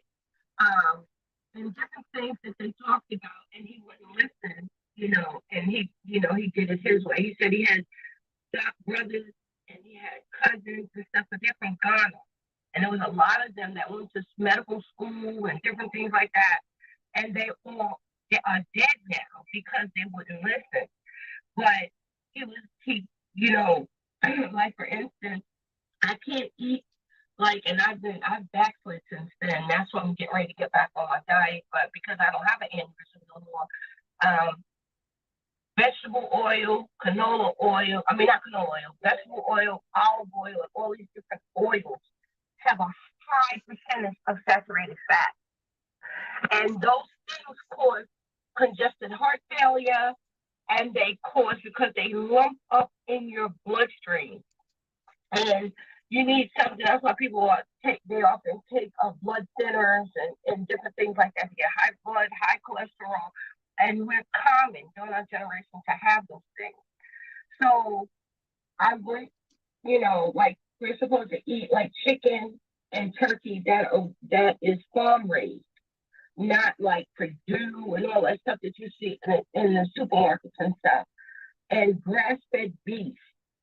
We're not supposed to eat a lot of it, but it is on my food list. And so when you talk about you've never, you know, like the children that, because my children never had pork and different things like that, but they were able to eat because I'm a monk doing making like chicken and dumpling and pepper steak and all of these different things growing up, and then I had to stop. But then I found out that I could still do that, but I had to do it a certain way. I couldn't, you know, use it the way that I would just go to the grocery store, the market, or whatever the case may be. So Gloria, you don't think that by maybe because you were eating a lot of different meats growing up, after so much of the time, it may have affected your blood, which is why you had the aneurysm? Because you know the meats actually take away from certain amino acids in your I don't think it was the meat. I think it was the way I was eating them. Like, okay, in the School of Symptometry, we teach you how to cook the foods. Like, for instance, I like sardines. A lot of people don't like sardines, but sardines are good for your prostate. They're good for a lot of things. But I didn't know that when I had the sardines, when I take it out of the can, I had to put it on. I have to cook it now in canola oil, and it has to be on the heat for at least 8 minutes to get the cancer-causing properties out of the food, the way they package it. Even when I'm cooking, now I use crock pots and stuff like that. Like, we're supposed to cook our foods for at least 11 hours, some of the meats and stuff. So it's just a specific thing that I do to keep myself healthy. I'm dealing with, the accident and homelessness at this point. Well, not really homelessness, but I don't have a house at this particular moment because I'm still treating in Delaware and I'm getting ready to buy a home, but I want to buy in New York. So my point is that I have backslid some. I've been eating, from some of the restaurants and, eating food that I know people are cooking in vegetable oil and stuff like that. And I have to stop. So it's not so much the meat. And it is the meats if I'm not eating the meats the right way, like the right type of meat. Because here in Delaware, luckily I'm able to go to the farmers market, which is a really big market on 40. I go over there on Pulaski Highway and I'm able to get they have all kinds of patties and they even have sausages and stuff like that the Amish make from their farm-raised chicken and turkey. And I'm able to get those things and then I'm able to cook them in the canola oil on the heat, whatever. So I'm still following my food plan to a certain extent, but I know that I've backslid some, so I got to be very careful because it's easier for me to develop an aneurysm again or to be diagnosed with some kind of, because I have diabetes also. So, I maintain that, but I have to be careful with the way that I eat. I just wanted to say that, yeah. So I don't know. I know a lot of vegans and vegetarians. I have friends that are vegans and vegetarians, and I noticed that they do get sick. Like, they get sick, and I'm like, well, if you're eating the perfect diet, then you should never be sick, But we had a study in our school, in our class one time about this woman who was a doctor, and she was a vegan or vegetarian. I can't remember. But anyway, Dr. Nartes prescribed her a piece of meat a week. That was it. All she had to have was that meat once a week, and she is in perfect health now. She kept getting sick. Now she don't get sick, and I was like, that is amazing. But though, honestly, man, like, I can't say that there's one right way to do nothing. You see what I'm saying? Like they say, it's more than one way to skin a cat. You know what I'm saying? So the thing is, it's a whole bunch of, like, things that actually work depending on what part of the world people is from. It works for them, based off of whatever principles and shit. Some of it probably just simple belief. You know what I'm saying? Some of it is properly let it be unto you according to your faith type shit. You feel what I'm saying? A lot of it has to do with the area too, where you're at, what's being grown there, the atmosphere, the level of the ground, all of that stuff. To eat what's indigenous to where you at, But I'm gonna slide this in there though. I tell my wife all the time, man, I didn't motherfucking stop eating goddamn meat to become a starchitarian. You see what I'm saying? So the thing is, we got a bunch of so-called vegetarians and vegans, but man, motherfuckers is buying pre-packaged vegan products like a motherfucker. You see what I'm saying? So motherfuckers wonder why folks being sick because shit. It's a difference in being vegan and being goddamn or vegetarian and then being a plant-based person. You see what I'm saying? Like a lot of time, man, folks is still buying processed shit. I tell my wife all the time, look, baby, stop buying that processed shit. Stop buying the processed shit. Look at the sodium intake on that shit. When something is processed, the life then came all up out of that shit. Ain't nothing in there no more. They done processed it up out of there. You think I give a fuck because it say vegan on there? You think I care because you read the ingredients and you told me that it wasn't no bullshit in there? How you know what the fuck in there like they really got to put everything that's in there on there? You know what I'm saying? Like a motherfucker can't practice honesty. Like if there's some bullshit in there, they got to put it on the ingredients. You know what I'm saying? No, man. You know? So the thing is like, this how I'm trying to rock out right here, Noble. This is what I'm trying to do. This is what I'm striving for. 1 to 2 fucking ingredients on the package if I'm gonna eat. I want to eat what the ingredient. I apologize for using profanity. My daughter just That's walked okay.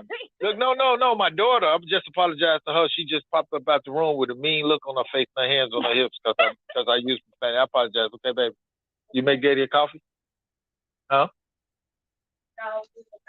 If I stop using bad words, I won't use no more bad words. You're going to make me talk. All right. Thank you, sweetheart. I know you can hear me. I ain't going to spell it either. You got me. Don't even think about trying to spell it. You know what I'm saying? Don't say it. Don't spell it. Don't think it. Don't write it down. You know what I'm saying? Yeah, man. But, here, baby, take this one and rinse it out with hot water. Use that one. Yeah, but you know, like, okay, Kimmy, I got you. Yeah, but you know, it's like, she told me don't call her baby like I'm trying to sweet talk her. Don't call me baby. Don't patronize me. Yeah, she's 7, man. But she been doing this since she was like 2 for real. She been on board since she was 2, man. That's wise. She doesn't know wise, but go ahead and say what you were saying about the Yeah, like 1 or 2 ingredients, man. Like the ingredients should be what you eat. You see what I'm saying? If you eating tomatoes, what's the ingredients on tomatoes? Tomatoes. What's the ingredients of cucumber? What's the ingredient of cucumber? Cucumber. So that's what I'm saying. That's what a lot of people know, but that's what people are not doing a lot of time. When you hear people saying they're vegetarians and vegans, a lot of time people are not eating plant-based. You see what I'm saying? They're not eating the actual plants. You know, like you already know, everything got canola oil, everything got safflower, not sunflower, safflower oil in it. Everything got soy in it. You see what I'm saying? Too much soy can cause children to come on their menstrual cycle earlier, girl. Too much soy can effeminate the boys with a little bit of twang. You know what I'm saying? So yeah, and it probably could do something. It's definitely in the food. Yeah, so it probably could do something to it. Corn and grits as well. Corn and grits. Yeah, but corn and grits. What you say? Say it again. Corn and grits, specifically more so the grits. What about them?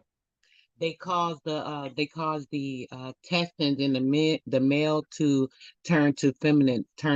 They did experiments on in the university. It was a black Indian doctor, and he did an experiment because he was hired to. And when he figured out that the corn and the grit actually turned the frogs from a male frog to a female frog, they fired him and tried to discredit him. This was some years ago. Yeah. Yeah, so that's corn definitely isn't no good. Go ahead. I'm sorry, David. But see, like this is how I look at corn, right? We all know that corn, the only thing, not probably the only thing, but the only thing I know of that come out like it went in, right? So corn probably like a cleanser for your colon. Corn probably it sits in your colon. No. Sometimes it comes out, but those are peanut butter. There's a lot of things that get stuck in your colon and sit there. When you die, you have 30 to 40 pounds of waste in your body just sitting in your colon because of food that's not digesting. That's why we have to often take things like I use Haritaki fruit water to keep my colon clean, because you have to clean your body just like you clean your house or anything like that. So yeah, and that's why I believe that's why I honestly truly feel like a lot of what Elijah Muhammad had to say about health, I kind of rock with it when he said 1 meal a day. And then he said how to eat to live. Don't forget the book.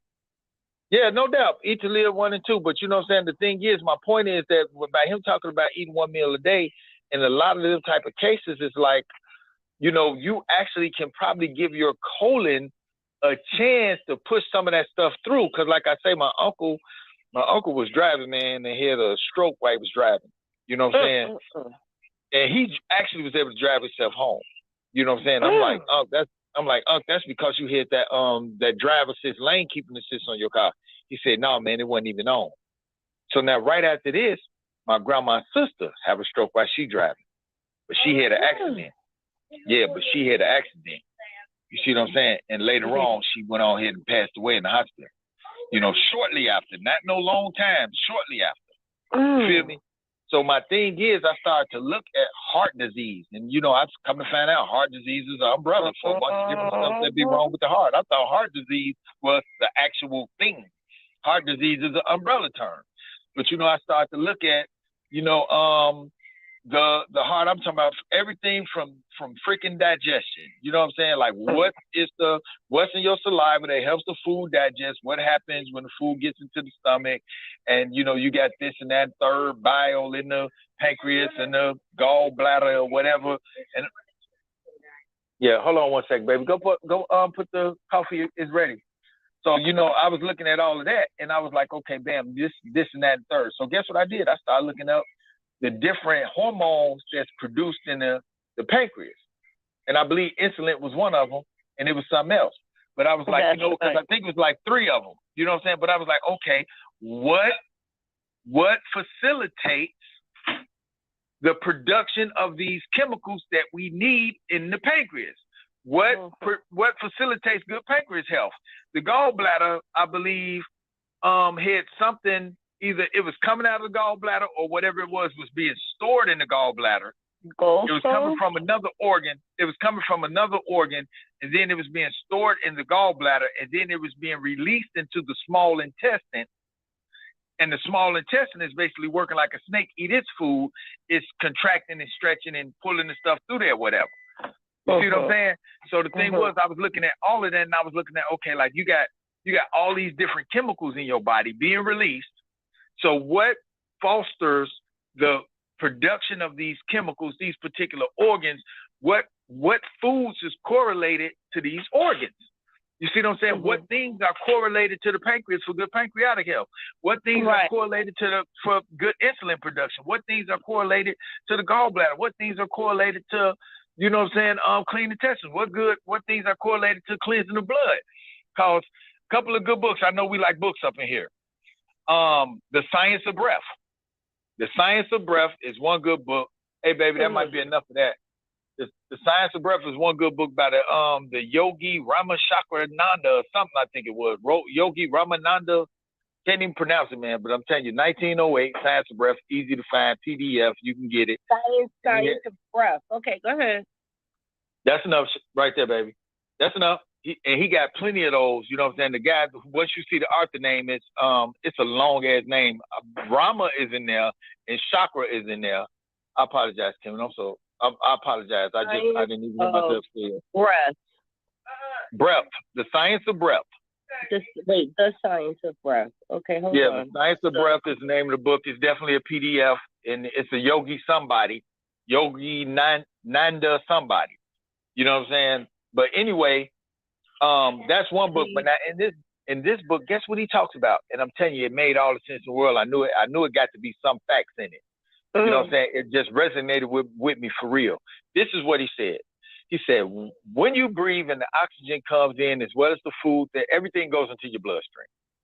So the things that are in your bloodstream, when your blood flows through your body, on the way down, you know, your body, the blood is making a course through your body. It's going down to a certain level and then it's coming back up and then it's, you know what I'm saying, it's doing what it do. So basically what he was saying that when the blood goes down and it passes through the body, it actually leaves the food for your cells in it. You know what I'm saying? Because food is in your blood. Like everything you come to find out, and I didn't know this, but everything we eat turns into sugar. Our body is a big sugar factory. Our body is a giant sugar factory producing sugar to feed our cells. We got geekers for cells. You know what I'm saying? Our cells eat sugar. That's what they want to eat. The body is turning everything into sugar. and it's feeding our cells. So when the blood takes that food to the cells, when the blood come back, it takes the waste up. That's what the thing is. That goes to show you that it's not a good idea to eat the carbohydrates. If you are vegan of experience, yes, that's what I'm trying to tell you, sister. Sugar. Yes, that's what I'm trying to tell you. Yeah, and then the other thing is I wanted to mention, I've been wanting to say this, that the other thing that I've learned in class, because I'm going back into my science class, but is that even though we walk around and we're shopping and going to the market and stuff and getting all these fruits and vegetables, because that was a very important thing that I wanted to do for a long time. Well, come to find out, if they're messing up with the soil that you're planting the food in, then are you really eating vegan? Then, you know, these organic foods that you think you're eating, you're not. Mm-hmm. Yeah, vegan, man, they, believe it or not, organic. Man, they could be cutting up. That's a gimmick. Go ahead. Man, look, they could be cutting up animals and putting them in the food, in the soil, because that's organic. You see what I'm saying? Organic is really just basically the absence of man-made chemicals and stuff like that. Mm-hmm. You know what I mean? But back to the science of breath, because I really like this. The dudes say once the blood come back up. Okay, I won't talk so loud, baby. Thank you. Once the blood returns back up, it goes into the chest area, into the lungs. Mm-hmm. And the breath that you breathe in, the air when you breathe it in, the air and the chemicals that just came back up into your lungs, it's what you call it, a chemical reaction, where it takes that waste, and when the air hits it, it's supposed to like dissipate, explode. You see what I'm saying? It's a chemical reaction when the air hit it. So a lot of times, the body ain't really getting rid of the waste because we're not breathing correctly. So the thing is, if we're not taking the proper breath and breathing correctly, then we may not even be taking enough air to destroy the waste that comes up as a result of, you know, the actual cells having waste. We're not talking about the food that gets pushed. We're not talking about the shell that gets pushed through the colon after the stomach or whatever, and everything that goes on. After that extracts everything, the small intestine. We ain't talking about that. We're not talking about the nutrients that get extracted. I mean, the apple core. You see what I'm saying? We're not talking about the apple core. We're talking about the apple juice that went into the bloodstream. After the hold on, baby. After the cells eat that, and then it gets the waste and it comes back up, it's supposed to violate it in our chest area through breath. But if you get the book, you'll read it for yourself. It's beautiful. What you want to say, sweetheart? You want to say something on Clubhouse? Go ahead. Lord, here we go with this. Say hello. And good hello. Morning. Hi. Hi, sweetheart. Grand Rises. I hate when people put the kids in. Grand Rise. Go ahead. Did you know that cauliflower helps you digest your food? No, I didn't know that. I better check that out. Yeah. Now y'all don't be scared to she bringing her thesis for peer review. If somebody got the goods on cauliflower, we'll hit her with it. Don't spare the rod. Do you know why that is? Why it's so good for you? Go ahead. It's a similar chemical reaction in your stomach, like he was talking about. It adds more oxygen into your bloodstream. What, cauliflower? Yep. It has the same kind of effect as, like, have you ever heard of chlorine dioxide? Have I ever heard of fluorine dioxide? No, chlorine dioxide. Chlorine dioxide. I think I'm not sure. I'm trying to remember that has something to do with the so-called violation of the ozone layer. I know they say that chlorine particles going up breaks the one of the oxygen particles from the ozone, because there's 3 oxygen atoms to form ozone, but that might have been something else. Well, yeah, go ahead. It's chlorine dioxide works in a very, very similar way. Because you take very, very, very small amounts of it, and what it does is that the chemical reaction in your stomach with all the acid. And they really go everywhere else. I'm just trying to wait till you can even see it. Does that same kind of thing, which is it's not as big, but it has the same kind of effect. That's why it's one of the reasons it's that genus of plant. Trying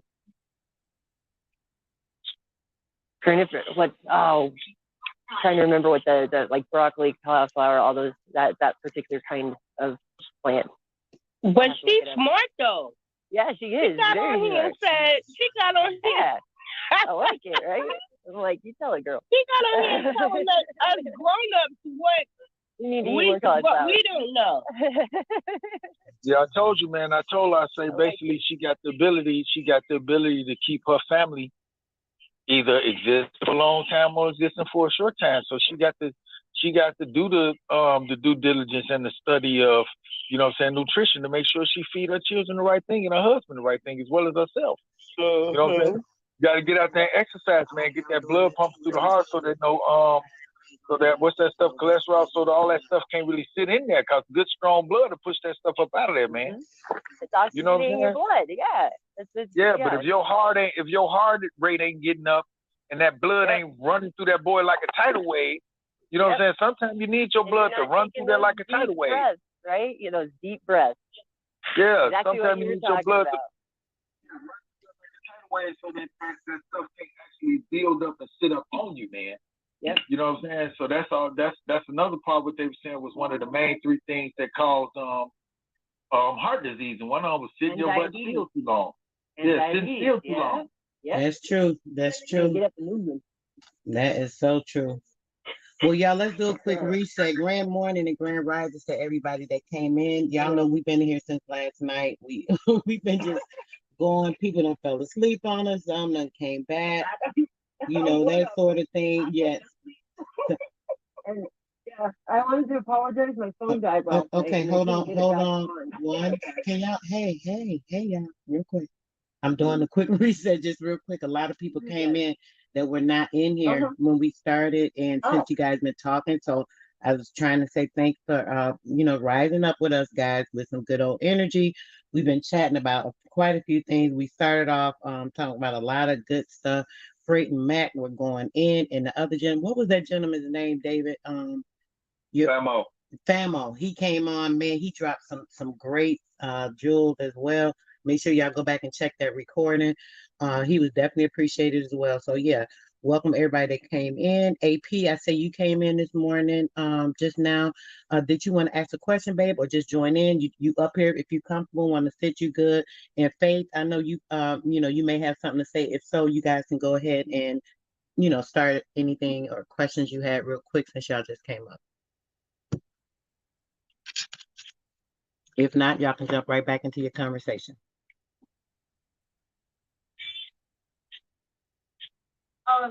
Yeah, where were we? Exercise. I think Adassa was saying something. I was apologizing for last night. My phone died, and it wouldn't turn back on. I had to go to a friend's, and he had to do some reset shit to my phone. I don't know what he said. I had some kind of bug on it. My battery was dying pretty fast, and yeah, so sorry about that. That wasn't intentional. I just got it up and going about half hour ago. So yeah, well, I know everybody. Y'all have been in a long conversation. I think when I came in there, what happened was I was actually just overwhelmed and tired from the past couple of weeks. I actually fell asleep, something I normally don't do. I woke up like, oh my gosh, it's 1 o'clock in the morning. What am I gonna do? I'm up now. So yeah, it was that type of thing. So when you guys closed I forgot the girl's name, but the other young lady was in there. I told her we could have just stayed in there, since we were all in there, but she wanted to close it out, so we just came on over here and I started the room. So we've been going on pretty much that was after 3 o'clock this morning that we came in here. It was like, yeah, it was earlier than that because she ended that room, I think, at one something. Well, my time, I don't know, I forgot. Yeah, we all on different times, but yeah, it was one something my time. So yeah, that was a little over. Where are you at again? Oh yeah. Okay, so maybe it was like close to 3. Okay, so that would have been one something. Okay, I see why it was earlier. Well, you guys sound like you've not had any sleep. Well, you sound bright and chipper. Like you never even was up all night. We taking catnap. Yeah. Right? Well, I mean, well, you don't really need as much sleep. A whole night's sleep from the evening. I fell asleep like before sunset, so it probably was around 4 or 5. And then when I woke up, it was 1. So it was like, I made my sleep. So I'm still, I'm still energized. I'm up. Man, I'm not energizing up like that. I got some business I need to handle. I got a couple of clients I need to do something for, and I'm like, man, I probably need to tackle this early as possible because I'm telling you, I'm kind of weaning. I'm not sure, but did I see Freight pop back in? Yeah. Hey, Freight. Grand Rising, Freight. Freight probably just chilling, man. He probably just chilling. I don't even know if he trying to get it back together. Yeah, man. But like all I can say, man, is like I got this. Oh, I'm sorry, AP. Go ahead. No bad word. I was just saying, Freight. I think he says he's on a call. He's in the chat now. Oh, okay. Yeah, man. It's just like with the just having children, man. Like, we live in America. People say, man, you need to do what make you happy. You can't live for nobody else. You got to live for you. You need to have that stuff resonate with you. You got to do. And I'd be looking like, man, whatever happened to duty, man? Whatever happened to duty? People need to act like they got some type of sense of duty, man, to, what I'm saying, to they lineage, man, to their loins. You know what I mean? Like, not to serve your Lord nature, but, that which you produce, man. You got whole other vessels out here. You know what I mean? Like, it's way bigger than me. Was designed to separate and divide us and put that in our mental, even though we should look at the man in the mirror and take care of ourselves first, but it goes to the family, to the community, outward like that. Like, they're like trying to instill that into us, and everybody walking around here independent and nobody can come together. That is crazy. We do have a responsibility to set up our family office and to help our offsprings and, get them on the right path. How are they gonna know? And that's why we were saying what?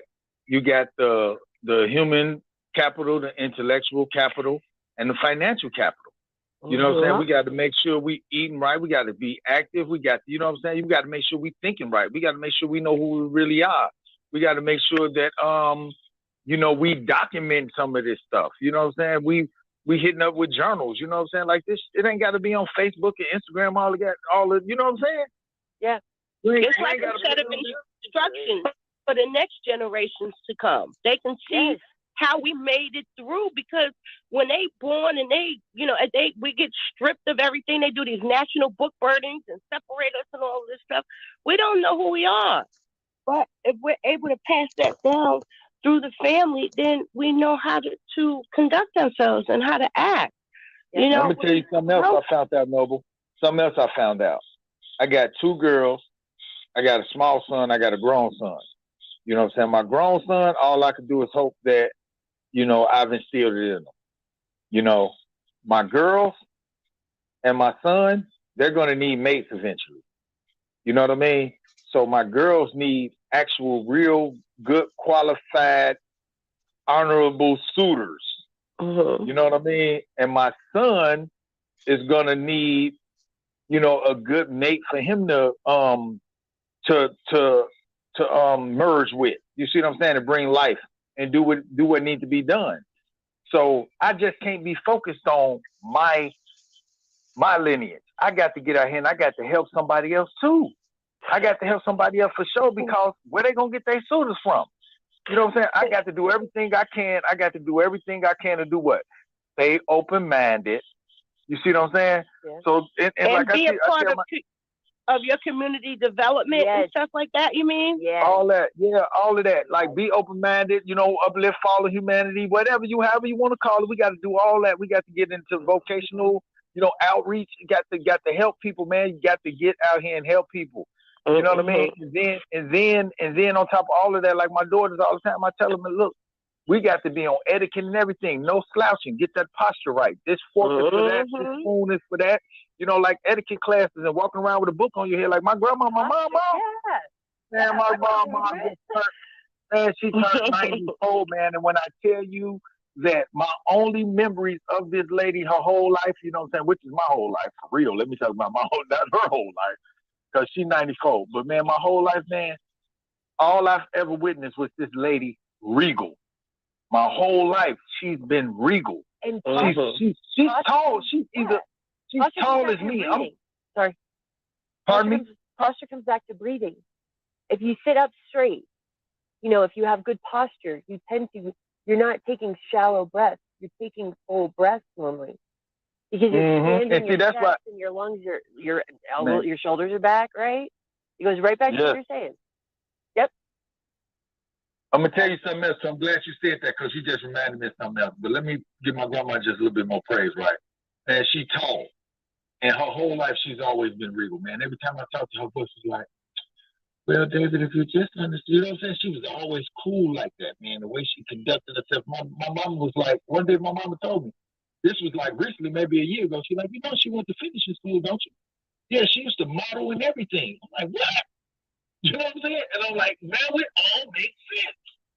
You know what I'm saying? And grandma done sat down at tables and did the etiquette thing and went to finishing school and know how to conduct herself and walking around with books on her head and then model. And that's why she got good posture. And this, man, the third is okay, it makes sense now. You know what I'm saying? Right. And that's why granddaddy was so happy with her for real. Because she knew how to be a woman and knew how to be feminine. And, Granddaddy James? He gave up his body, so maybe he came back through a womb somewhere else. You know what I'm saying? We don't know yet. Yeah, he's somewhere on the planet, probably walking around. He probably just came back already. You hear what he said? Where he chose Kimmy? Maybe he chose Canada this time. Canada, huh? Maybe. Maybe. I love it. Maybe he chose Canada, man. You know what I'm saying? This next generation, they're a lot more in tune than anyone else. Right? It gets passed down. Yeah, man. I just know that. I just know, man. Like honestly, like.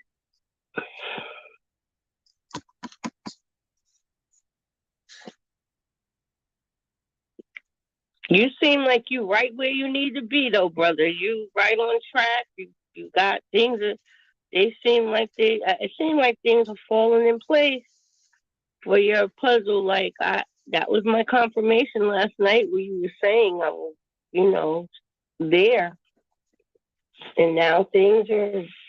You get that confidence, and you're ready to make some moves. You got to wean some things out. Huh? It's faith in yourself. Yes. Faith in yourself. And you have faith, and then others have faith in you, and then then you can have faith in them, and it just keeps going and going and going. But it's a lot of input. Yep. And sometimes you're afraid to have output because there's a lot of fear because people getting in trouble, different things are happening. You're not really sure. That, and then you're not. Things are not stable. So you have your reasoning. Like I have some, I'm a part of history when it comes to doing a lot of things, but it seemed like I lost my confidence, but it wasn't that I lost my confidence. It was that I was getting misinformation and I was afraid to make moves on it. Well, we get scared, right? You get confused. You get misinformation. You get scared, and it's then almost, yeah. Mm-hmm. It's almost like it is. And for me, it's like I'll get when something ain't going right, like it's a spiritual warfare, whatever going on. There's a lot of chaos and stuff. sometimes I call it my turtle effect. And I just go into my shell. Right. I just go into my shell, gather all the information that I have, make sure I got something to eat, and I, when I'm ready, when I get it together or I feel, get that confidence built up again and I know what's going on, it's like, okay, then I'm ready to stick my neck out again. Well, I might not be describing it the right way, huh? Oh, our true currency, right? Our true currency is knowledge. Yes. That's what our true currency is, I think, at least. I mean, yeah, I think so too. Because, and I think we are the data they collect, right?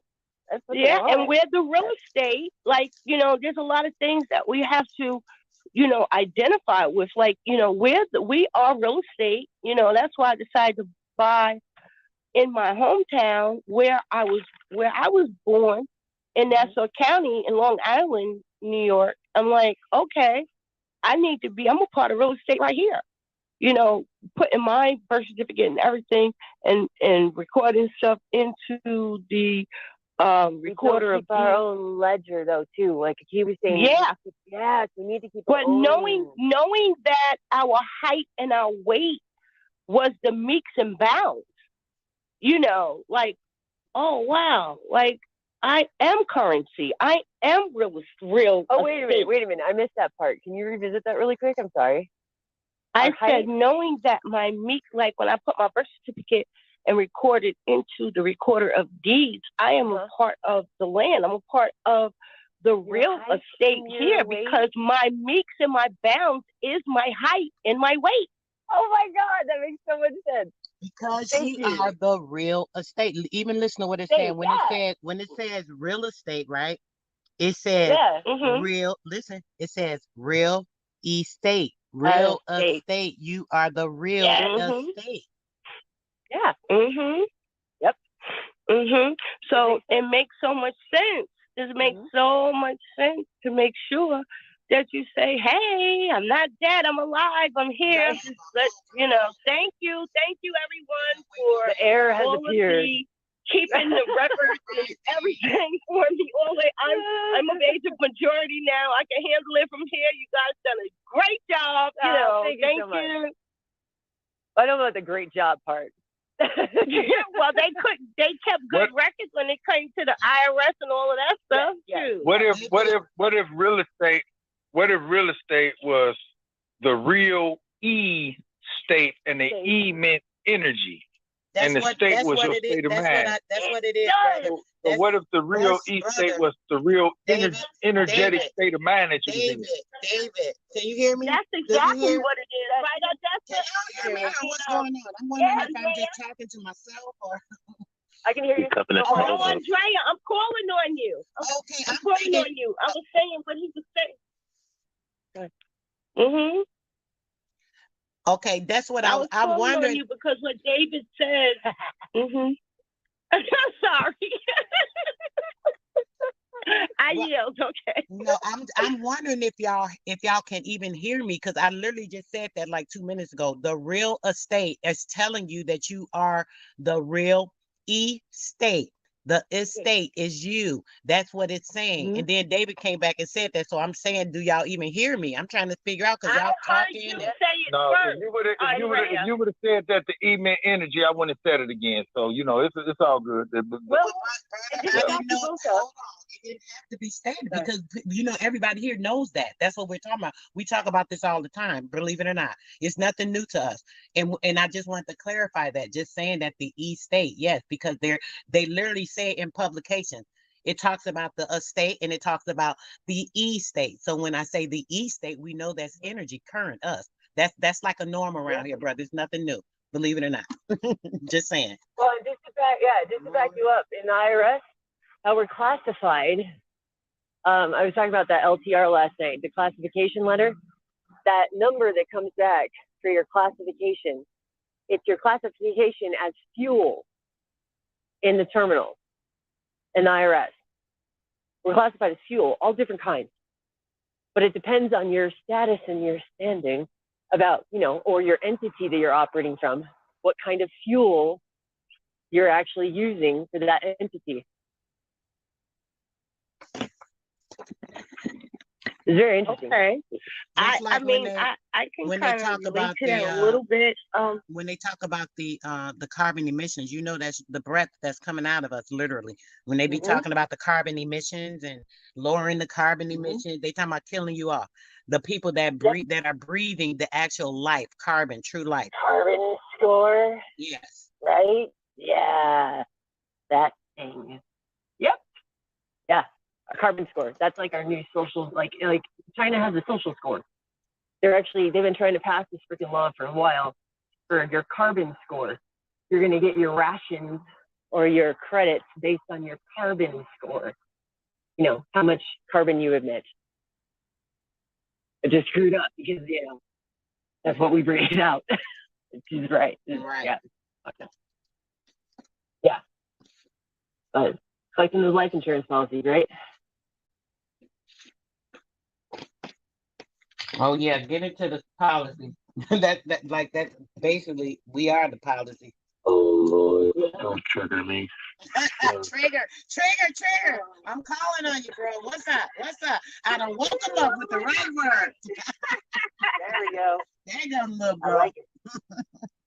He's like, not the life insurance policies again, please God. Oh my God. Please do. Oh, Vivi. Y'all know what? Give me your phone, Vivi. Meow.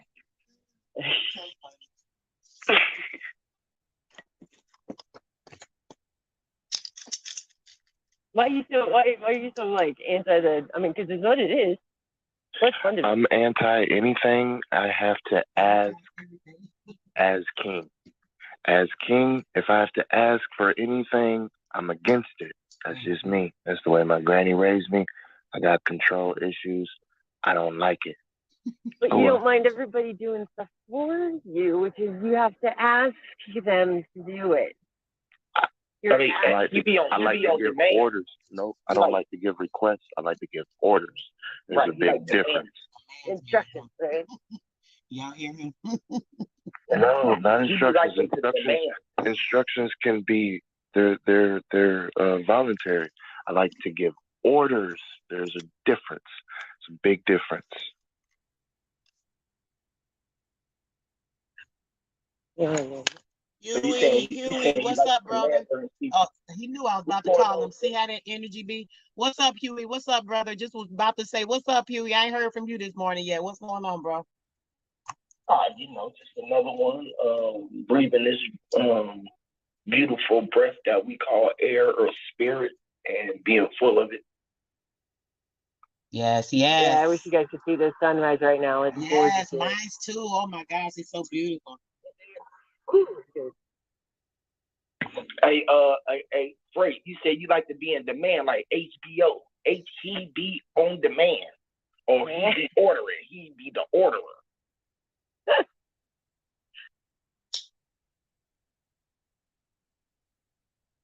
Yeah, but I have a question for that.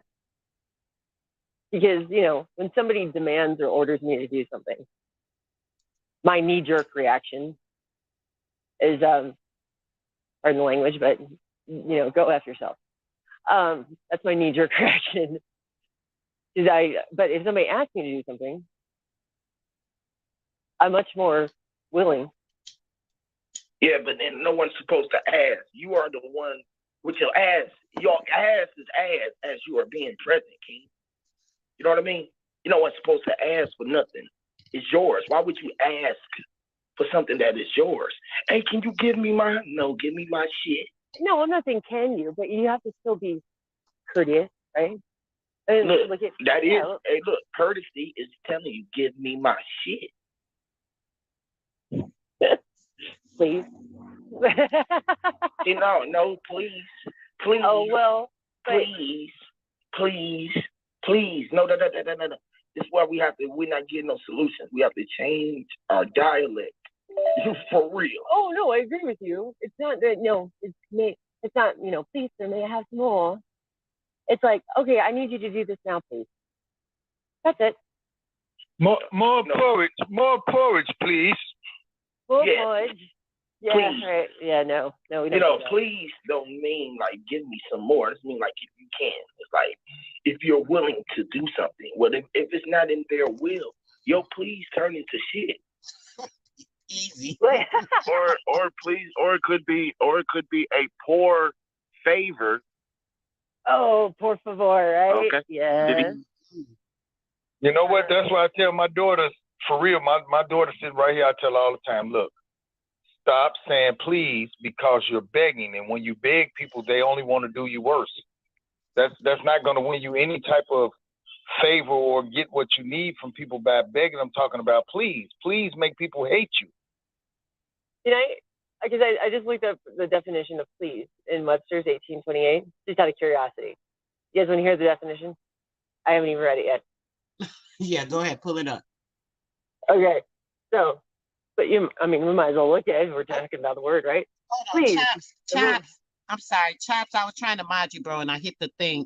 Come back up, please. Sorry about that. Go ahead, sis.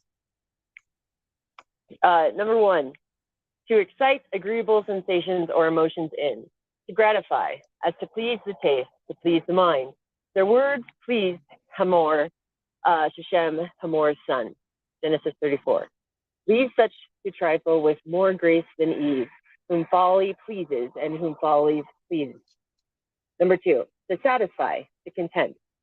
What next I bring shall please, thy wish exactly to thy heart's desire. Number three, to prefer, to have satisfaction in. To like, to choose. Many of our most skillful painters were pleased or recommend this author to me. To be pleased in or with, to approve, to have complacency in. Matt 3. To please God is to love his character and law and perform his will, so as to become the object of his approbation. Hold on. They that are in the flesh cannot please God. Romans 8. Please, to like, to choose, to prefer. Spirits freed from mortal laws with ease assume what sexes and what shapes they please. Number one, to condensend, to comply, to be pleased. A word of ceremony. Please you, Lord. In sight of both our battles we may meet. The first words that I learned were to express my desire that he would please give me my liberty. Please expresses less gratification than delight. That's interesting. Very. The most interesting part was those in flesh cannot please God, which is why I'm not asking. Hold on. I'm not asking you for shit because it clearly says you can't please me anyway. Now, when I hear it, I go into my form of my etymology with my definitions, the way that I deal with words. Me, when I start, before I look up words, I deal with it the way that I look at it and hear it, see it first, right? So, example, please, right? You go to court and they try to get you to plea out, which is offering you a bunch of pleas, plural, right? Right. Boom. Then, all right, that's one thing, right? Then I look at the word for what it is. I look at all of the letters. The first thing I see in it is the P. The P is also the B. To B. If you flip that little P up, it looks like a B to me, or a D, whatever. Cool, right? So I see B and I see lease in there. See, we got lease and the lease, like legal lease or a leasing agreement. So we be leasing. So I be like, damn, what? It got easy in it. It got easy or a say in there, right? Or easy or essay, however you want to look at it. It got a whole bunch of other shit that's inside of the word. Please. Well, if you look at how monarchs actually use it, right? They would say, it would please me if you did this. Because everybody wanted to please that king or that queen, right? They were very, yeah. So if you look at it from that direction, it might not be so bad, right? But it's always, listen, we know it's two sides of the ledger. Of course. Something that seems to be bad may not be so bad, and everything that looks good. Yeah, it's so good, right? On the flip side, on the flip side.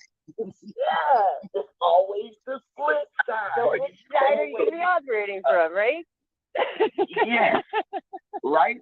Who is the one speaking, and were you understanding the words that was coming out of my mouth? Like, you can hear it in the sentence, but it wasn't really what I was talking about. You feel what I'm saying? Yeah. It's like, people got to really get to knowing that it's always all of the above. Well, they looked at the etymology. If anybody's interested. My favorite. Let me slide in here real quick. Huey just killed that shit. Huey just fucking murdered that, man. I apologize. I'm sorry. I mean, I apologize, sweet. I can't say sorry either. That's a bad word in my house. I apologize, honey. I apologize. All right, yeah, but he just killed that, man. Cause honestly, when he started the bill, and I did see a plea for ease in there. You know what I'm saying? I saw a plea for ease. You know what I mean? I'm talking about, man, he just murked that, man. He get me back online. I'm talking about, I wish she wouldn't have cut him off because I don't think he was through yet. She ain't cut him off, honey. He good. It's in him. It's built in him. He ain't going nowhere. He built Fort Tough with all of that. All them words. He gonna break even more down. This the word Smith. The word magic star over here. Trust and believe. He got plenty more. You'll get an edification. I love it. Wait till you get that battery. I was trying to crank him up quick. I was about to crank him up. Stop cutting him off. We can crank him up and we can get some real energy flowing through our day. Okay, because he be on some shit. Okay, with these words, like he's really got a gift, to say the least. But he makes all this shit make sense once you open up your mind to receive. All of it makes sense. It sounds crazy at first, but if you just listen brain to people. Oh my gosh, bring y'all just together. don't even know what life is about. Some people can put you on the stuff your world won't even understand. Gratitude, right? Man, Gratitude. so above y'all, knowledge is No great. words, my brother. No words. Please and ease. Like, yeah, why am I begging? I don't want to beg. I'm not begging you for nothing, especially if it's mine. I'm not begging you for anything. Let's be clear. But I'm definitely not begging you for something that's mine. Period. It's mine. I said what the fuck I said. Bring it over here now. Period. What? That's how that goes. But Huey, didn't you even just say that? I mean, it depends on what side you're operating from, right? There's two coins. Two sides of the coin. Technically three. Right. What's right for you. What's right for you is right for you. So you don't mind saying please. What Ray is saying is right for him. So this is both sides of the ledger, right? Now where's neutral at though? Where's the neutral at in this situation though? Where's the meeting point? Where are we going to meet? Because you're going to say please. You want him to say please, and he's not asking you please. He's telling you to send him the shit. Now, just because he didn't use the word please, and you know that you're holding that person's shit, are you going to release the shit, or are you going to hold and wait on the word please?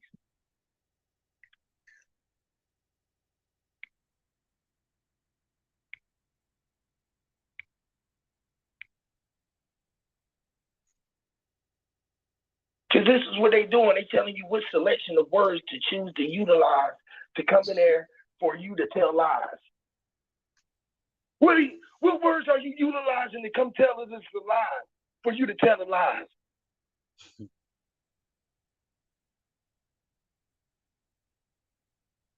Telling your vision a lie. Even the words you, like you said, the word. I just thought about customize. When something is customizing. A costume over your eyes, a custom presented to your eyes. It could be like a multitude of things. Just hearing those, those words. A courtesy is what? A court essay? A court. See, but then when you say aces, you say a custom, right? Which is a custom, right? That's a whole nother word that you missing when you say a customer just came in and they say a custom. A custom more. What's a custom? A more? Were you more? A custom?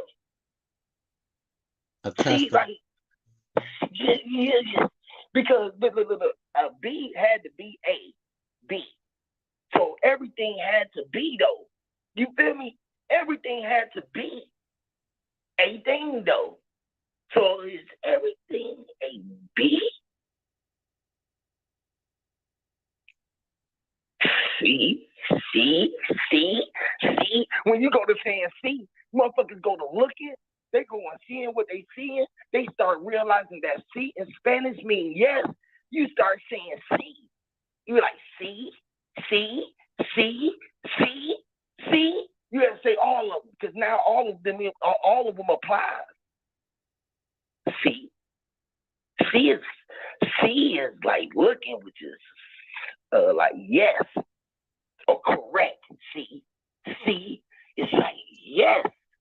C is yes. C is the flow of currency. C.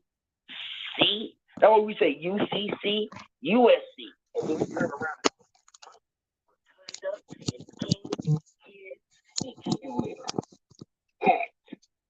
Cat and kitten. Kidding me.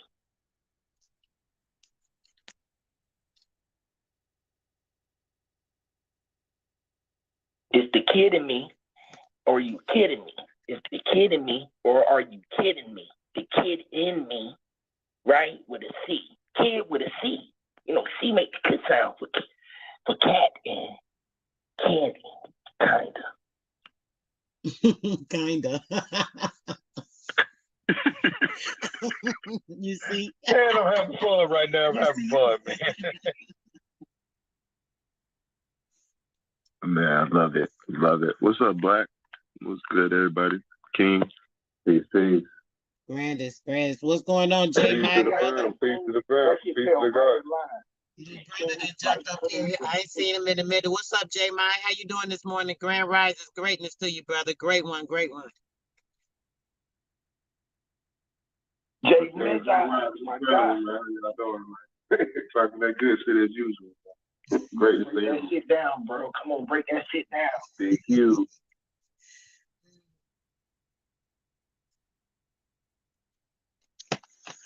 No. My name say H-U-E. H-U-E. Why? Because it's a H-U-E in there. H-U-E. Gazoon time. You know? So what is it? It's channeling, charging. It's the channels. It's the static electric charge. What is it? What letters make the? How does it make the? And why didn't we just have a specific sigil for? What is?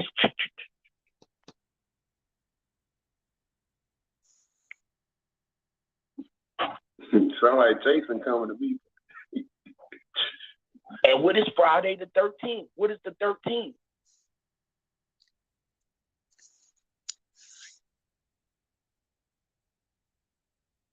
The B. To be. Yes, the 13th is the B. Or the M. People gonna say, no, the 13th ain't. Wow, the 13th the B. It's like the 13th is the B, and the 13th is a 4, and the 13th is a B4. Yeah, the B4. That's why they made the B B4, because the 13th is a B, and 1 plus 3 equals 4. So the B is a B4.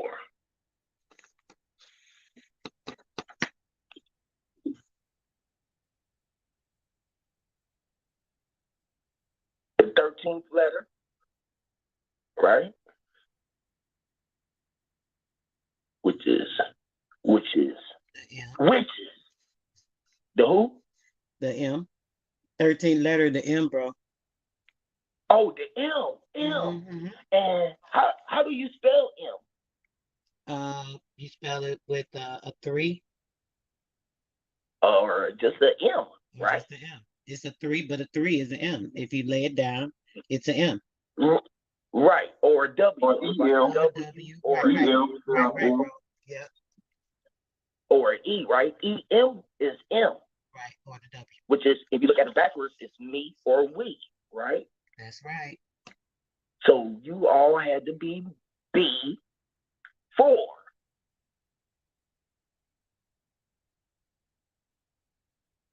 We all B4. Which makes me. What is B4? Anybody dealt with B4 before? What we do with B4, y'all?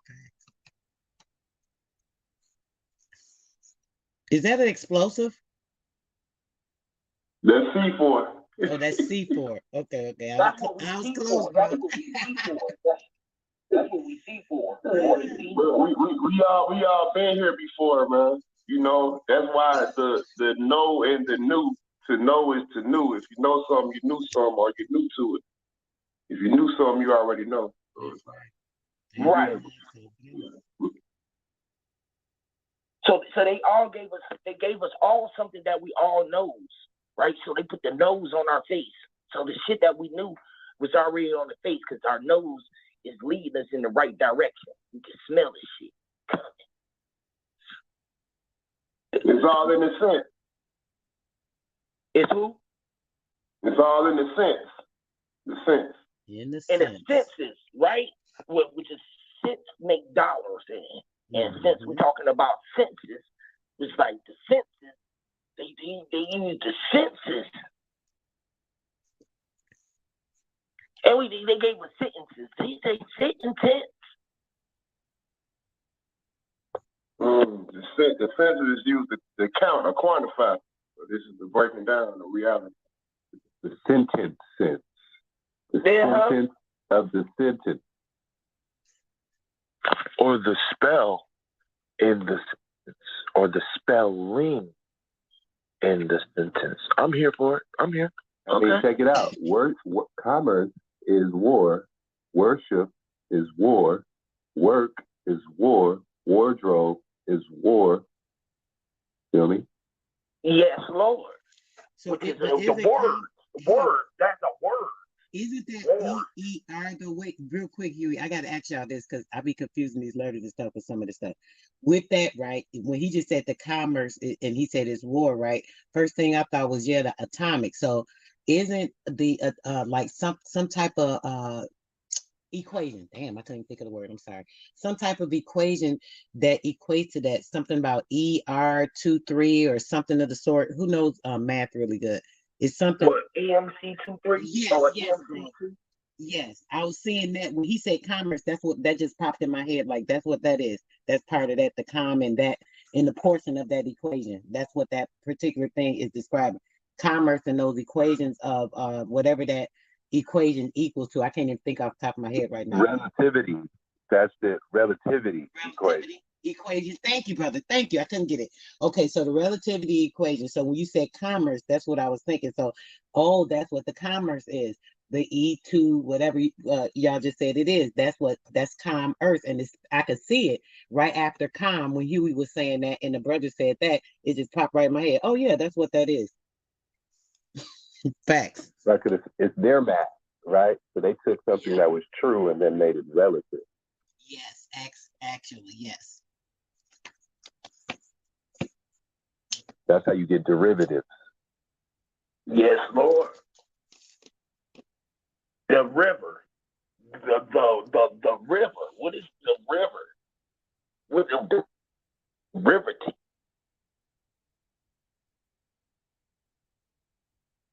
The flow, the frequency of the light in the water moving, memory, information moving through the water. That could be currency. We just went full. You got a source. We just went full circle back to energy. Look at it. We just went full circle back to energy. It all goes back to what? Energy. It all goes back to the source. The one true only source. Because we only got one source, right? With two hands, male and female. And what is energy? That's your inner chi. Mm-hmm. Your inner chi. Your inner chi. Yes. The inner fucking chi.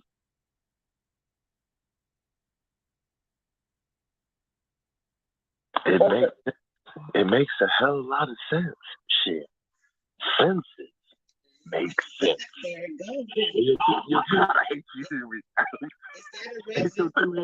It's got a reason with you. Go ahead. Go ahead, hon.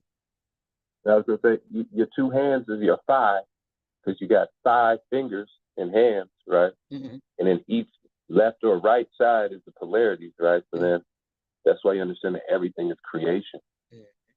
That's why you need the 2 hands to access the reality, so that you can impress upon the one source, which is your mind, into the reality. Ooh, and what do your hands open up? The hands turn doors. The hands open and close doors, right? And the hands of time. This is why they gave you 2 hands on the clock, but they really gave 3 hands, which is like the third eye, right? Mm-hmm. The third hand is the second hand. Mm-hmm. Right? But we got a 1 hand, we got 2 hands. So which one is the first hand and which one is the second hand? Right? You got the hour hand and you got the minute hand. The minute hand is the one that's in the mind, because mind is men. It is the men. The minute is the minute hand. The one who controls it, who got his hand on the wheel on the of the mind. The minute hand. It's the now, men IT, brother. I'm sorry. I gotta tell you this part. Go ahead. It's the men IT. You just said it's the minute man. So it's the men, MUMIN, what is it? Which is a nut. The men nut. The men mint or nut, right? Which is to come.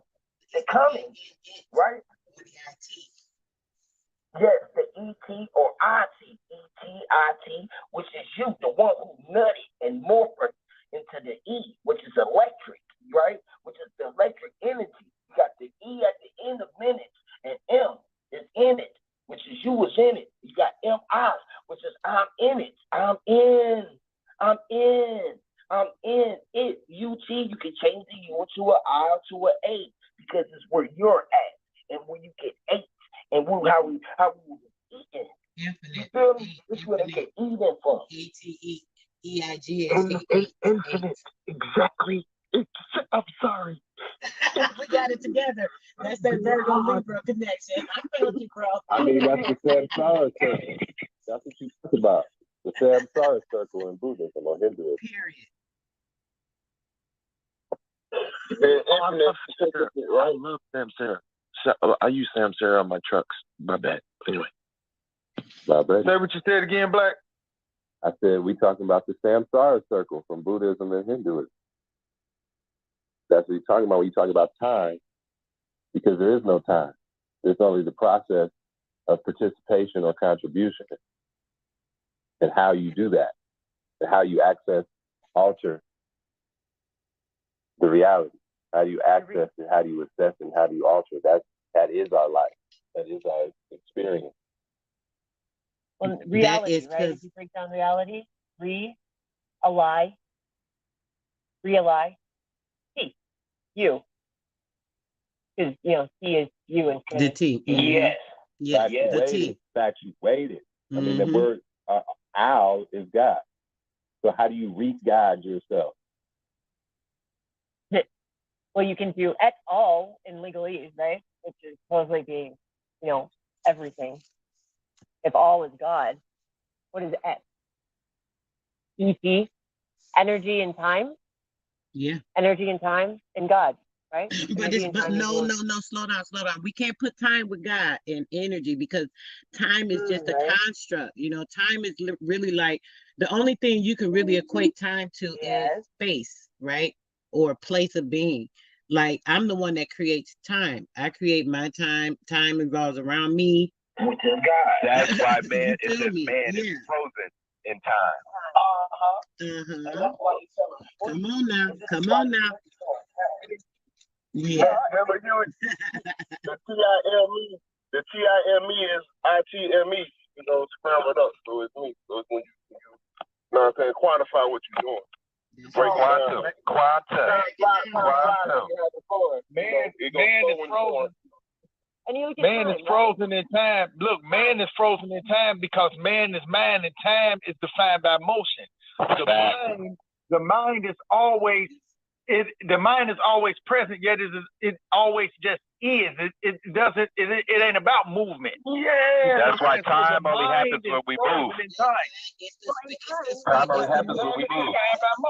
It's the movement. Hey, it's the movement. It's the movement. Yo, look, listen, y'all. That's what I'm trying to say. Listen, the space. So when you move and you go anywhere else, that is the time that you created in the space that you moved in. Your movement and your energy is actually what's creating the space you moved to. So now you have that time that is created by you. You are the one that's the one and only creator. Right, so like time and space, right? So say, real quick. No, just saying real quick. So imagine if you're standing right now, wherever you are with people, right? That's the time and space, right? But then when you're somewhere else, it's a new time and space. That's where coordinates come from. The only true position is coordinates of stars. That's why you always need a longitude and latitude in order to actually determine where you are. And you have to have and think, and it's easy to be manipulated in that if you're not aware of it. That's another thing too. That's why a lot of things go over people's head and their understanding is off because they are so connected to the outside of them. So now they get caught up in that matrix of that time because everything's outside of them. You know what I'm saying? They're not able to see the direction. Oh my God. Time, T-I, right? And then M-E. T. So T can actually be you in Portuguese, right? M-E, me, you and me. Time is also the cross, right? Latitude, lateral movement, longitude, north and south, right? So it's the actual crucifixion. It's actually X marks the spot. It's where you actually exist at any given moment. Yes.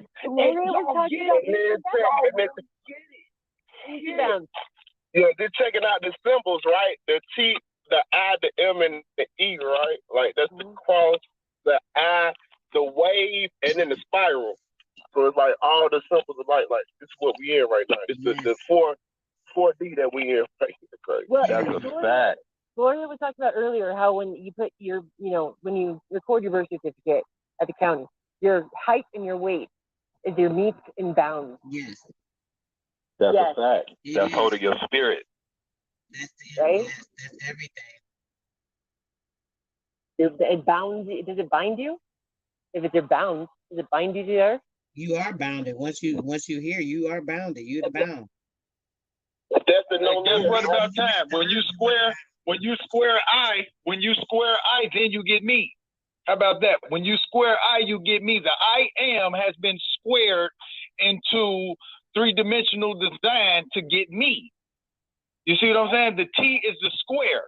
And look at square I, me, M-E. The M-E is the physical representation.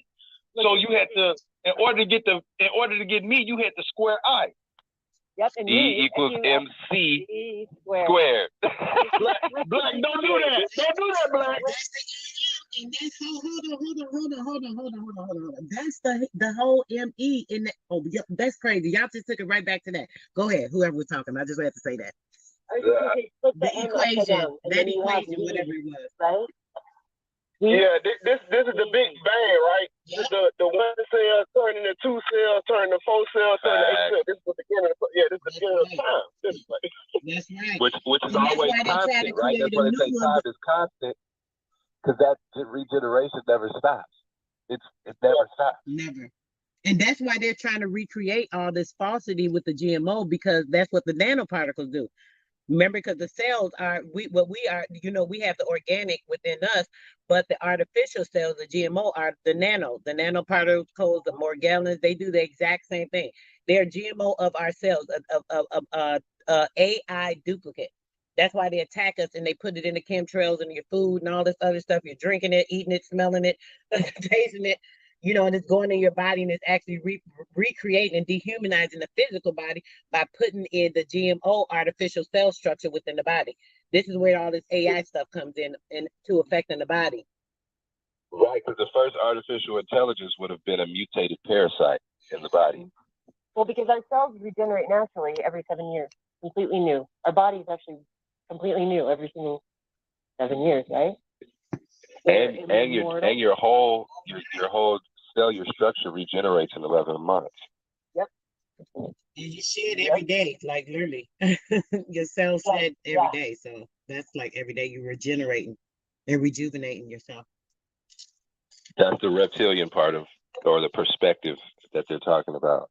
And then the cerebellum, right, which would be the lower so-called reptilian mind, right, as we unlock, because everything is mind. So we got the 12 chambers that we're trying to get through to get to the 13th, which is, you got the 13th zodiac, where's the man and the serpent in balance, locked in battle with each other. So we talking about mind and body then? Full awakening. That's the full awakening. We always forget the second part, which is awakening. We awaken in our mind, but we forget to fully awaken in our body. Well, okay. So we talking about Kundalini then? Oh, yeah, exactly. And that goes into the fight. Hold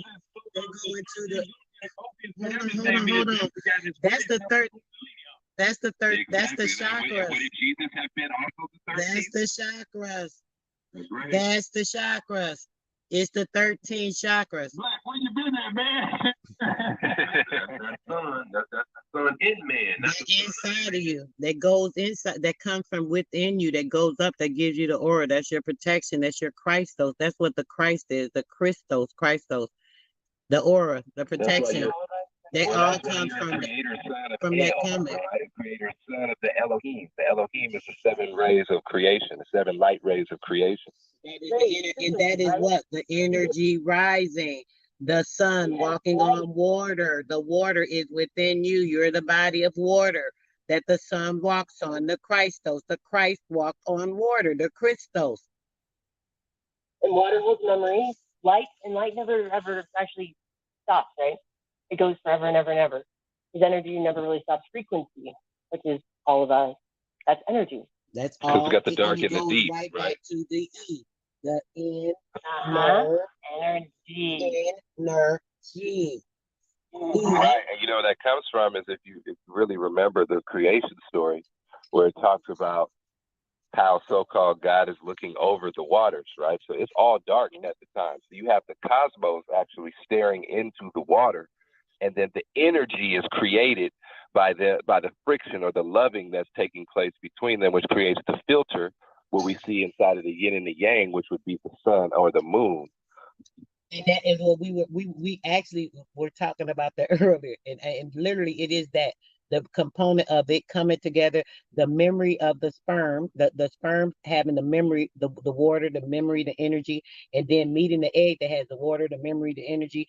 That spark is the Big Bang Theory that bursts out exactly what you're saying. So that energy that connects and sees, oh, I'm going to be a part of that. There goes the Holy Trinity, boom, connecting with that energy, and there you go. You seen Thor before? Remember when Thor had to go and restart that giant star? Yep. No, Was that the first one where he say I need a horse, or this the other? No, the second one where he's standing in that machine, which is like him being crucified, and he's pulling it together, right, in order to restart the star, so that he could get the weapon to win. Interesting. I didn't see it. Yeah, that was that Endgame? I think that was Endgame. That might have been Endgame, where he was stuck on that planet. Yeah, where he went to the Nother with Right. rockets. Yeah. Okay, He was standing. Yeah, basically. Because he had to forge a new weapon within himself. Because remember, he thought that it was the hammer outside of himself. He didn't realize that the power was in him, and he just had to make a new creation to use. Well, and okay, so just coming back to the sound and frequency energy, right? Look at what they do on the trading floor every single day. They ring the bell, bring it in, they ring the bell to close it. They have to have that frequency, that energy. So that's just like why they do it before a fight, right? A boxing match, right? It's the same thing. because it's all rough and tumble, right? Because commerce comes from rough and tumble, which means you do anything to win. That's why it's based in capitalism, because it's based off doing anything to subdue your opponent. To capitulate your opponent. Capitulate, yes. Ooh, I love it. Kaput. Not the put.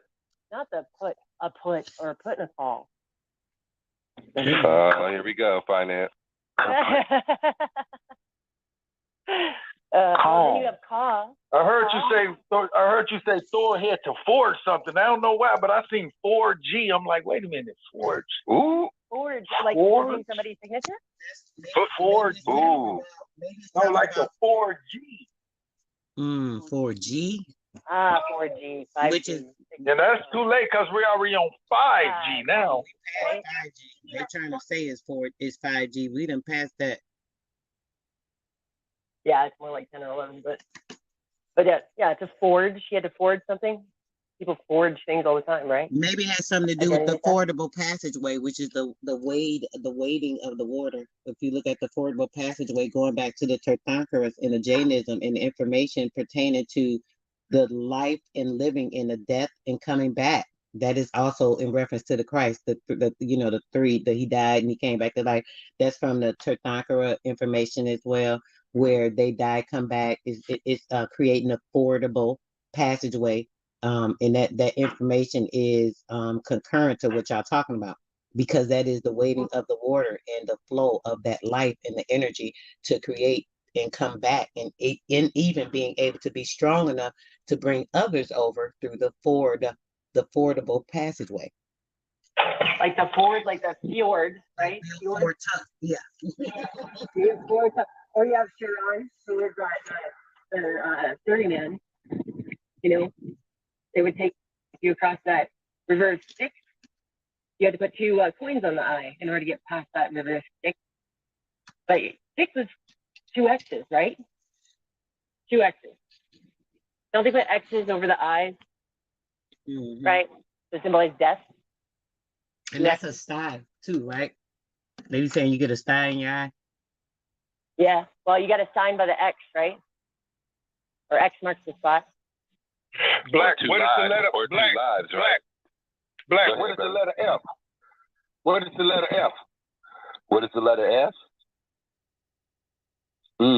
That's a good one. Tell me what it is.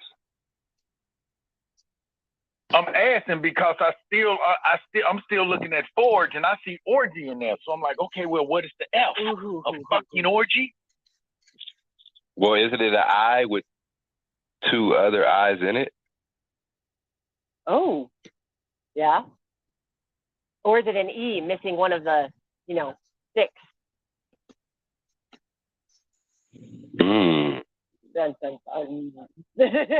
It could be a longer E. A longer E. Yeah. Okay, so we could be having an energy orgy then. We could have a disconnect. Overload. Or disconnect that energy, or the overload, or does the orgy disconnect energy?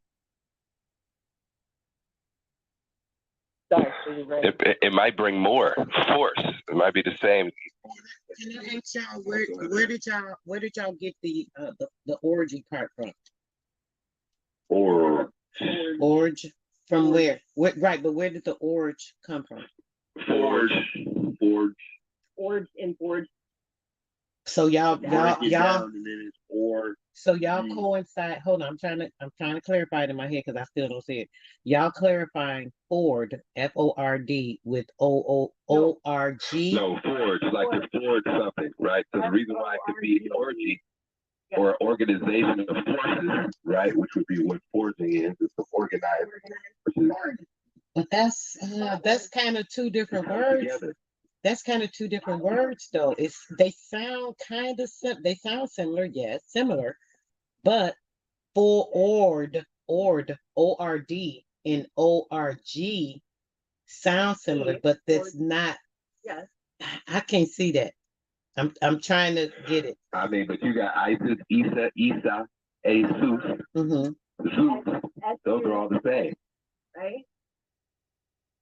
But if you look at org, right? If you read org, .org. So are they forging something when it's a .org? Because that's public. Right, because it's an organization, right? You have to bring things together. You have to organize something. You forge that's what I'm saying. Naturally be together. Yes, that's kind of what I'm saying, because when you're saying even with forge, yeah, you're putting it together, organizing, you're putting something into a particular order. You got to think of all those things. So orgy is kind of like a mix up. That's more like a multitude of things blending, but it just sounds so. Maybe it just sounds because of the word that we've always associated it with. It's rubbing me wrong. It does. Okay. Everything. Remember, everything is in its rest. It's in rest in the universe until there's a disturbance. In REM. So anything that you do, that you bring other things together, is creation. So it has to be forged. It has to be even with a Ford or a forge, or I mean, like what she said, a fjord, right? You're moving something into one direction. You're forcing it. You're like creating a pathway for it that didn't exist before. Right, a fjord was actually made by the icebergs, creating that pathway. Christine, I got you now. I got y'all. Y'all got me now. Y'all got me. I'm with you now. I'm with you. But yes, I think it was that word, and the thinking about it was not missing in my head for some reason, and it could have just been me, because But go ahead. I'm sorry. I'm with y'all now. I see. And then it goes back to Woden or Odin, or the god of the hunt, right? One eye. There's one eye. Is that our third eye? Ooh. That is it. Because it's a spiritual warfare, right? Because it's the race. You're fighting against dead entities, which is our race. And Odin was actually the god of knowledge or wisdom. So our third eye is wisdom. Which is yes, it is. It's the hemisync. It's the hemisync of the left and right hemisphere of your brain. And knowledge is what? Currency, right? Right. How that energy flows between the left and the right hemisphere. It's the source data. Ain't an old a story or something? Ain't an old a story or something? Right. So old within, the story of a song within, Odin. Well, right. Right. And Odin was there was a verbal history that was passed down. Because we have to keep our own history, right? Because otherwise it's his story. Right. Not ours. And that's really the history. Right. The history is it's the heresy. Listen. The history is the heresy, because it gives your heresy. It goes back to your genealogy. So when you think about that, that's the history, which is the heresy, the genealogy, the ology, and then you think right. That goes back to the Hey, y'all. Hey, hold on, y'all. 1 second. Let me finish my flow. I had a little flow going. Y'all throw me off real quick. Give me 2 seconds. The biology. Dang, that was another one I had in my head. Go ahead, y'all. I forgot. Go ahead. I literally had. I was trying to fucking learn. I had a couple of damn ones that was just binging in my head at the time. Genealogy, and you were talking about law. No. That's not. I know what I said. It's what I'm missing. Is what I was trying to get to. So it's bypassed now, but that's okay. Go ahead. Yeah, it'll come back. Hey, Black. Necessity is the mother of all creation, right? Indeed. So what about when we create? How about not instead of forge? Let's go ahead and merge, because we got the M and then the urge. You see what I'm saying? How about instead of force, it would be fusion. Ooh. Ooh. Just like in Dragon Ball Z, right? Remember when Goku and Vegeta had to become Gogeta in order to defeat Majin Buu, they had to do a dance, right? And fuse themselves together. Well, look at fusion. If you take off the F, then you have U and then sun, really, right? Unison. Which makes, if you that can complete that F into an E, fix that thick and make it energy again, right? Fusion. Here's some of this. Energy. It all comes back to energy. So but it's the only thing that's been here since the beginning. Well, and it'll always be. I wanted to go on genealogy. Andrea, you'll like this. So the GE, right? So G, that can be a lot of things, but E, energy, right? NE, if you put NEE after someone's name, me or ne, it actually denotes the mother's line. And it's a way to claim that lineage, the matrilineage, matrilineal is the NEE. So G-me, and then Logi. Logi actually comes, it's from actually the word leg. Found that out. L-E-G. You do the etymology on leg. Oh, that's very interesting. Like you have like a legislator, that's leg. But that's your legacy, right? Yeah, and your legacy. Yeah. But there's a and a C. So your legacy, does it have to be on C? Is your leg on C?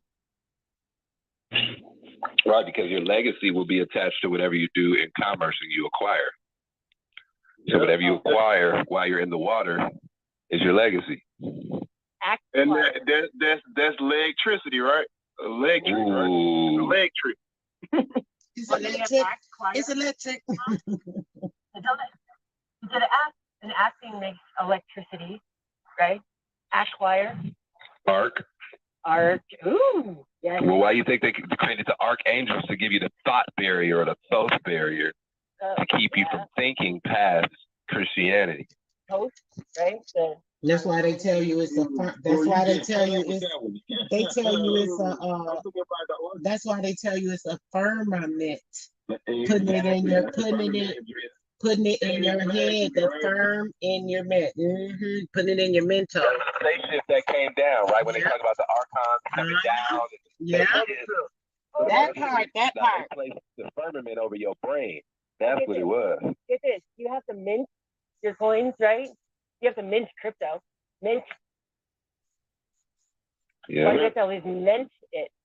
Do we have to mint everything? Oh, I didn't. You got to mean what you say, right? That's what I was going. I didn't mean that. It was Johnny. Johnny. You impressed that upon me, so you must have meant it. Right? But press. Impress. To press it, publication, pressing. A press. And that's why you have an empress and an emperor. And then you have an oppress, oppress. Oppress. Do you oppress things by publishing them? Through the press? Through media. Media. My day. Me. And that's why women are the template for everything, because they receive the cosmic impression. Not just women, men. Just keep that in mind. Your cellular structure, everything, because remember what? Not only women, but men are composed of mostly water, which holds what? Memory and stuff, right? And then your vision, everything within your vision, you're pulling in. That gives you your wave formatted information that is writing information on your brain, along with all of your senses. So all your senses are connected to your ENT, which is your entertainment system inside of your head, inside of you. And that all connects to your mind. This gives you a visual picture.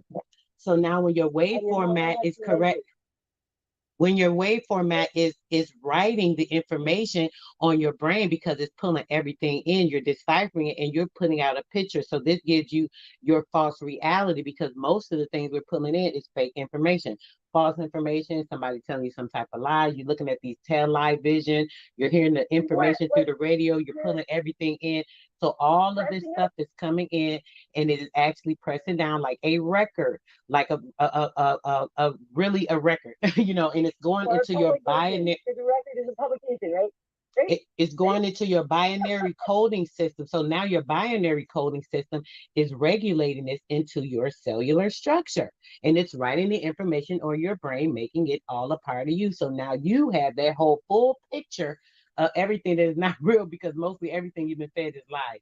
and it's indoctrination, and you're under the spell binding of a lot of things. So you are facing your reality on that. So when you start to come into the realization or the reality of all this information in the law and seeing how these lies are, you're breaking the barriers and you're cleansing those things. The enlightenment is the information that is actually cleansing and purifying your cells as well. When you're pulling in the correct information, that's light code information. Your cells recognize that. It resonates with it. It pulls it in and it actually energizes because your melanin picks up 15 volts of energy when it gets the energy from the sun. So even if you're walking outside, you're pulling in that information and it's allowing you to be able to open up the binary coding, which is inside of your cellular structure, and it gives more enlightenment to the spine and to everything that increases that chakra to give the crystals, bursting those cells in the cellular structure via the plasma that is in your blood. The plasma is what? The light code information bursting through.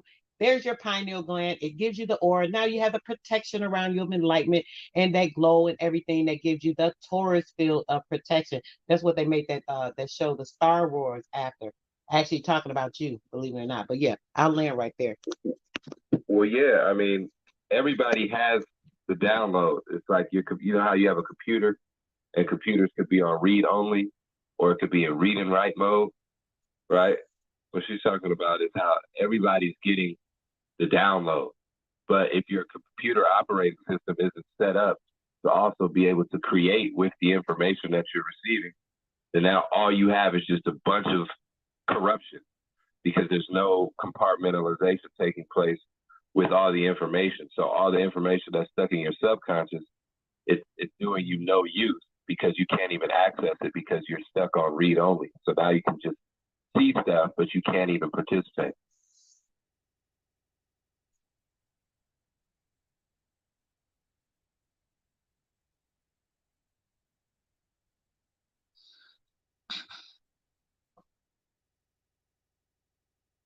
Yes, you are. Right. You're actually playing out the role, pretty much. The stuff that's been compressed down into your cells and written onto your brain. Now you're pretty much like the record player playing and producing it out. You know, you're the product of your information. Hot wax. Basically. Like a vinyl. B5.